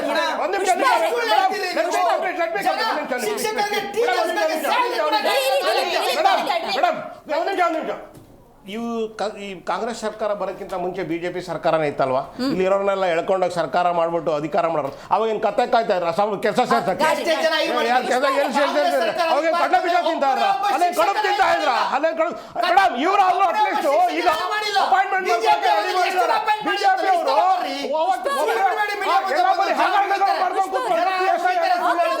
ಒಬ್ರಿಗೆ ಜಾಬ್ ಇಲ್ದಾಗ ಮಾಡ್ಕೊಂಡು ಹಗರಣಗಳು ಕನ್ನಡ ಭಾಷೆ ಪರವಾಗಿ, ಕನ್ನಡ ಭಾಷೆ ಬಗ್ಗೆ ಮಾತಾಡಿ. ಉರ್ದು ಶಾಲೆ ಪಕ್ಕಕ್ಕಿಡೋಣ. ನಾರ್ಮಲಿ ಸರ್ಕಾರಿ ಶಾಲೆಗಳಲ್ಲಿ ಥರ್ಡ್ ಲ್ಯಾಂಗ್ವೇಜೇ ಕನ್ನಡ ಇಟ್ಕೊಂಡಿದ್ದಾರೆ ಎಷ್ಟೋ ಸ್ಟೂಡೆಂಟ್ಸ್ ಅಂತ ಕಾರಣ. ಪರ್ಸೆಂಟೇಜ್ ಕಡಿಮೆನೇ ಇರ್ಬೋದು. ಥರ್ಡ್ ಲ್ಯಾಂಗ್ವೇಜೇ ಕನ್ನಡ ಇಟ್ಕೊಂಡಿದ್ರೆ ಅವ್ರ ಪರಿಸ್ಥಿತಿ ಏನು? ಕನ್ನಡ ಆಪ್ಷನ್ ಅಲ್ಲ, ಪಾಸ್ ಆದ್ರೂ ಪರವಾಗಿಲ್ಲ, ಫೇಲ್ ಆದ್ರೂ ಪರವಾಗಿಲ್ಲ. ಸರ್ಕಾರಿ ಶಾಲೆಗಳಲ್ಲಿ ಇದೆಯಾ ನೀವು ಹೇಳ್ತಿರೋದು? ಅದು ಹೇಳಿ. ಅಲ್ಲ ನೀವು ಕೇಳ್ತಿರೋದು ಸರ್ಕಾರಿ ಶಾಲೆಗಳಲ್ಲಿ ನನಗೆ ಗೊತ್ತಿರೋ ಹಾಗೆ ಕನ್ನಡನೇ ಫಸ್ಟ್ ಲ್ಯಾಂಗ್ವೇಜ್ ಅಂತ ಇದೆ. ನನಗೆ ಒಂದು ಬಿಜೆಪಿ ವಕ್ತಾರರು ಒಂದು ಕ್ಲಿಯರ್ ಮಾಡಲಿ, ಅವ್ರ ಸ್ಟ್ಯಾಂಡ್ ಏನು ಮೇಡಮ್? ಇವಾಗ ಮಧು ಬಂಗಾರಪ್ಪ ಅವ್ರು ಏನು ಹೇಳಿದ್ದಾರೆ ಅಂದರೆ ಕನ್ನಡಕ್ಕೆ ಪ್ರಾಮುಖ್ಯತೆ ಸಿಗಲಿ ಅನ್ನೋ ಒಂದು ನಿಟ್ಟಿನಲ್ಲಿ ಹಿಂದಿ ಕಲೀರಿ, ಅಂಕಗಳಿಗೆ ಒತ್ತಡ ಹಾಕಿ ಮಕ್ಕಳ ಮೇಲೆ ತ್ರಿಭಾಷಾ ನೀತಿ ಬೇಡ, ದ್ವಿಭಾಷಾ ನೀತಿ ತರ್ತೀವಿ ಅಂತ ಹೇಳಿದ್ದಾರೆ. ಅವರು ಕ್ಲಿಯರ್ ಆಗಿ ಹೇಳಿ ಅವರ ಸ್ಟ್ಯಾಂಡ್ ಏನು. ನಾನು ಅವ್ರನ್ನೇ ಕೇಳ್ತಾ ಇದ್ದೀನಿ, ಆನ್ಸರ್ ಮಾಡಲಿ, ನಾನು ಆಮೇಲೆ ಉತ್ತರ ಕೊಡ್ತೀನಿ. ನೋಡಿ, ನಮ್ಮ ಸ್ಟ್ಯಾಂಡ್ ಇಷ್ಟು ಕ್ಲಿಯರ್. 1968 ಅಲ್ಲಿ ಕೊಠಾರಿ ಕಮಿಷನ್ ಕೊಟ್ಟಿರ್ತಕ್ಕಂಥ ಒಂದು ರಿಪೋರ್ಟ್ ವರದಿ, ಇಂದಿರಾ ಗಾಂಧಿ ಅವರು ಅವತ್ತು ತ್ರಿಭಾಷಾ ಸೂತ್ರವನ್ನು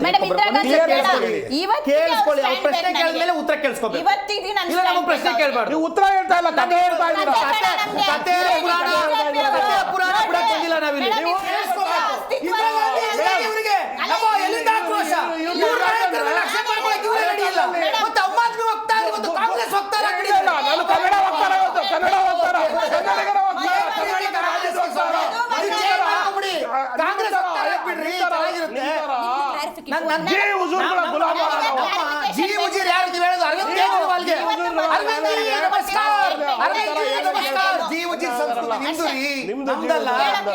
ಇವತ್ತು ಮಧು ಬಂಗಾರಪ್ಪ ಅವ್ರು ಕೊಟ್ಟಿರೋ ಇದಕ್ಕೆ ಸ್ಟೇಟ್ಮೆಂಟ್ಗೆ ಇವರು ನಾನು ಕೇಳಿದ್ನಲ್ಲ ಆ ಪ್ರಶ್ನೆಗೆ ಉತ್ತರ ಕೊಡಕ್ಕೆ ಹೇಳಿ. ಇತಿಹಾಸ ಇನ್ನೊಂದು ಆಡ್ ಆನ್ ಮಾಡ್ತೀನಿ. ಈಗ ಕೇರಳ ಇರ್ಬೋದು, ಆಂಧ್ರ ಇರ್ಬೋದು, ತೆಲಂಗಾಣ ಇರ್ಬೋದು, ದ್ವಿಭಾಷಾ ಸೂತ್ರಗಳನ್ನು ಅಳವಡಿಸಿಕೊಂಡಿದ್ದಾವೆ. ಸೌತ್ ನಾನು ಪ್ರಶ್ನೆಗೆ ಉತ್ತರ ಕೊಡಿ ಮೇಡಮ್. ತೆಲಂಗಾಣ, ಆಂಧ್ರ ಪ್ರದೇಶ, ಕರ್ನಾಟಕ, ಕೇರಳ ಎಲ್ಲವೂ ಸಹ ದ್ವಿಭಾಷಾ ಸೂತ್ರ.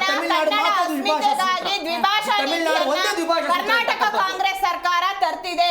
ಇದಕ್ಕೆ ಬಿಜೆಪಿ ಅವರ ಒನ್ ಲೈನ್ ಸ್ಟೇಟ್ಮೆಂಟ್ ಏನು?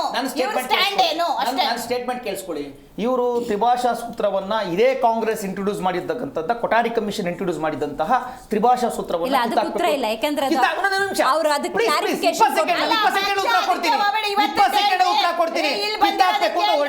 ನಮ್ಮ ಸ್ಟ್ಯಾಂಡ್ ಇಸ್ ಕ್ಲಿಯರ್ ಮೇಡಮ್. ನಾವು ಹೇಳ್ತಕ್ಕಂಥದ್ದು ಮೂರನೇ ಭಾಷೆಯಾಗಿ ಯಾವುದೇ ಒಬ್ಬ ವಿದ್ಯಾರ್ಥಿ, ಒಬ್ಬ ಕನ್ನಡಿಗ, ಕರ್ನಾಟಕದಲ್ಲಿರ್ತಕ್ಕಂಥ ಕನ್ನಡಿಗ, ನಾನು ಕನ್ನಡಿಗ ಫಸ್ಟ್ ಲ್ಯಾಂಗ್ವೇಜ್, ನಾನು ಕನ್ನಡ ಕಲಿತಾ ಇದ್ದೀನಿ ಅಂತಂದ್ರೆ ಮೂರನೇ ಭಾಷೆಯಾಗಿ ಅವ್ನು ಹಿಂದಿನಾದ್ರೂ ಕಲಿಬಹುದು, ಫ್ರೆಂಚ್ ಆದ್ರೂ ಕಲಿಬಹುದು, ಜಾಪನೀಸ್ ಆದ್ರೂ ಕಲಿಬಹುದು, ತಮಿಳ್ ಆದ್ರೂ ಕಲಿಬಹುದು. ಎಲ್ಲ ರಾಜ್ಯಗಳಲ್ಲೂ ಇದೆಯಾ?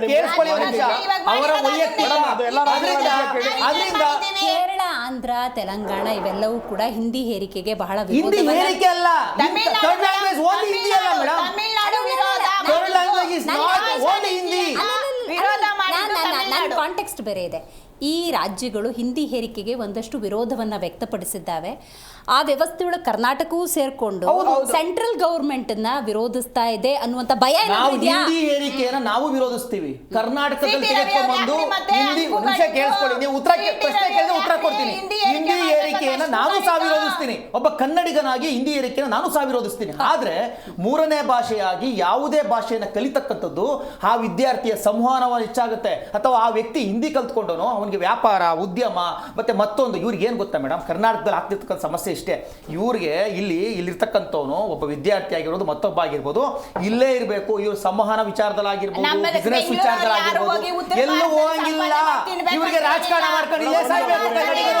ಕನ್ನಡಿಗರು ಉದ್ಧಾರ ಆಗೋದು ಇಷ್ಟ ಇಲ್ಲ. ಕನ್ನಡಿಗ ಏನಾದ್ರೂ ಜಾಪನೀಸ್ ಕಲ್ತ್ಕೊಂಡ್ಬಿಟ್ರೆ, ಕನ್ನಡಿಗ ಫ್ರೆಂಚ್ ಕಲ್ತ್ಕೊಂಡ್ಬಿಟ್ರೆ, ಕನ್ನಡಿಗ ಹಿಂದಿ ಕಲ್ತ್ಕೊಂಡ್ಬಿಟ್ರೆ ಬೇರೆ ಕಡೆ ಹೋಗ್ಬಿಡ್ತಾನೆ. ರಾಜಕಾರಣ ಮಾಡ್ಬೇಕು ಇವ್ರಿಗೆ. ರಾಜಕಾರಣ ಮಾಡ್ಕೊಂಡು ಕನ್ನಡಿಗ ಸಾಯ್ಬೇಕಿಲ್ಲ, ಅದು ಬೇಕಿರೋದು ಇವ್ರಿಗೆ. ಏನ್ ಗೊತ್ತಾ ಒಂದ್ ನಿಮಿಷ, ಈಗ ಕೊನೆಯದಾಗ ಅಟ್ಲೀಸ್ಟ್ ನಮ್ಮ ರಾಜ್ಯದಲ್ಲಿ ತ್ರಿಭಾಷಾ ಸೂತ್ರ ಇದೆ. ನೀವೀಗ ಹರಿಯಾಣದಲ್ಲಿ ಹೋಗ್ಬಿಟ್ಟು ಕನ್ನಡ ಓದು ಅಂದ್ರೆ ನಮ್ಗೆ ಅಲ್ಲಿ ಅವಕಾಶನೇ ಇಲ್ಲ. We are more than great.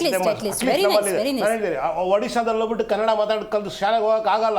ನಮ್ಮ ಸೆಂಟ್ರಲ್ ಗೌರ್ಮೆಂಟ್ ಎಂಪ್ಲಾಯಿಗಳು ಏನಾದ್ರು ನಾವು ಹರಿಯಾಣಗೆ ಟ್ರಾನ್ಸ್ಫರ್ ಆದ್ರೆ ಅಲ್ಲಿ ಹೋಗ್ಬಿಟ್ಟು ನನ್ನ ಮಗನಿಗೆ ನಾನು ಕನ್ನಡ ಕಲ್ಸಕ್ ಆಗಲ್ಲ. ನಾವು ಅಟ್ಲೀಸ್ಟ್ ಆ ಫೆಸಿಲಿಟೀಸ್ ಕೊಟ್ಟಿದೀವಿ, ನೀನ್ ಬೇಕಾದ್ರೆ ಓದ್ಕೊಳಪ್ಪ ಇಲ್ಲಾಂದ್ರೆ ಬಿಡು ಅಂತ. ಅದನ್ನ ಅರ್ಥ ಮಾಡ್ಕೊಳ್ಳದೆ ಇವ್ರಿಗೆ ಏನೇನೋ ವಿತರಣೆವಾದ ಮಾಡ್ಕೊಂಡ್ಬಿಟ್ಟು ಬಿಜೆಪಿ ಅವರಿಗೆ ಒಂದು ಸ್ಟ್ಯಾಂಡ್ ಇಲ್ಲ. ಅವರಿಗೆ ಹೆಂಗೋ ಮಾಡಿ ಹಿಂದಿನ ತುರ್ಕಿ ಉತ್ತರ ಭಾರತದಲ್ಲಿರೋರ್ನ ಮೆಚ್ಚಿಸಬೇಕು ಅನ್ನೋದು ಒಂದೇ. ಉತ್ತರ ಭಾರತದವ್ರನ್ನ ಮೆಚ್ಚಿಸಕ್ಕೆ ಹಿಂದಿನಲ್ಲಿ ಬೋರ್ಡ್ ಹಾಕೋದು ಯಾರು? ಹಿಂದಿನಲ್ಲಿ ಬೋರ್ಡ್ ಹಾಕೋದು ಯಾರು? ನೀವು. ನಮಸ್ತೆ ಸೋನಿಯಾಜಿ, ನಮಸ್ತೆ ರಾಹುಲ್ ಜಿ.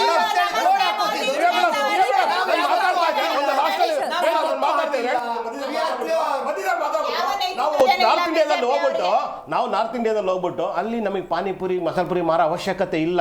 ಭಾಷೆ ಕಲ್ತ್ಕೊಂಡು ಹೋಗ್ಬಿಟ್ಟು ಅವರೇ ಬಂದು ನಮಗೆ ಮಾತಾಡ್ತಾರೆ. ಬಡತನ ಇಲ್ಲೇ ಇದೆ, ಕನ್ನಡಕ್ಕಷ್ಟೇ ಸೀಮಿತ ಮಾಡ್ತಾ ಇದ್ರಿ, ಬೇರೆ ಭಾಷೆ ಕಲಿಯಕ್ ಬಿಡ್ತಿಲ್ಲ ಅಂತಿದ್ದಾರೆ.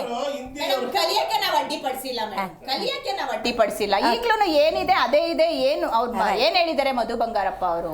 ಯಾರ್ಯಾರು ಉತ್ತರ ಭಾರತದಲ್ಲಿ ಮುಂದುವರೆದ ರಾಜ್ಯಗಳಿದ್ದಾರೆ ಜಾಸ್ತಿ ಮಾಡಕ್ಕೆ ರಾಜ್ಯ ಸರ್ಕಾರ ದ್ವಿಭಾಷಾ ನೀತಿಯನ್ನು ಅಳವಡಿಸಿಕೊಳ್ತಾ ಇದೆ. ಇದನ್ನು ಹಲವರು ಸ್ವಾಗತ ಮಾಡಿದ್ದಾರೆ. ಕನ್ನಡ ಪರ ಸಂಘಟನೆಗಳಿರ್ಬೋದು, ಪೋಷಕರಿರ್ಬೋದು, ವಿದ್ಯಾರ್ಥಿಗಳಿರ್ಬೋದು. ಆ ಥರ್ಡ್ ಲ್ಯಾಂಗ್ವೇಜ್ ಅನ್ನುವಂಥ ಒತ್ತಡ ಕಡಿಮೆ ಆಯಿತು ಅಂತ ಹೇಳಿದ್ರೆ ಸ್ಕೋರ್ ಜಾಸ್ತಿ ಆಗುತ್ತೆ, ಮಕ್ಕಳು ಉತ್ತೀರ್ಣರಾಗುವಂಥ ಪ್ರಮಾಣ ಜಾಸ್ತಿ ಆಗುತ್ತೆ, ವಿದ್ಯಾರ್ಥಿಗಳ ಸರ್ವತೋಮುಖ ಅಭಿವೃದ್ಧಿಯ ದೃಷ್ಟಿಯಿಂದ ಈ ನಿರ್ಧಾರಕ್ಕೆ ಬಂದಿದೆ ಅನ್ನುವಂತಹ ವಿಚಾರವನ್ನು ರಾಜ್ಯ ಸರ್ಕಾರ ಪ್ರಸ್ತಾಪ ಮಾಡಿದೆ. ಇದನ್ನು ಕನ್ನಡಿಗರು ಸ್ವಾಗತಿಸಿದ್ದಾರೆ. ಸಾಧಕ ಬಾಧಕಗಳನ್ನ ಖಂಡಿತವೂ ನಾವು ಚರ್ಚೆ ಮಾಡಬೇಕಾಗುತ್ತೆ. ಅದರ ಪ್ರಮಾಣ ಎಷ್ಟು ಅನ್ನೋದು ಬಹಳ ಮುಖ್ಯ ಅಂತ ಹೇಳ್ತೇವೆ. ಇವತ್ತಿನ ಕಾರ್ಯಕ್ರಮವನ್ನು ಮುಗಿಸೋಣ. ನೋಡ್ತಾ ಇರಿ ಜೀ ಕನ್ನಡ ನ್ಯೂಸ್, ಸತ್ಯವೇ ಸುದ್ದಿಯ ಜೀವಾಳ.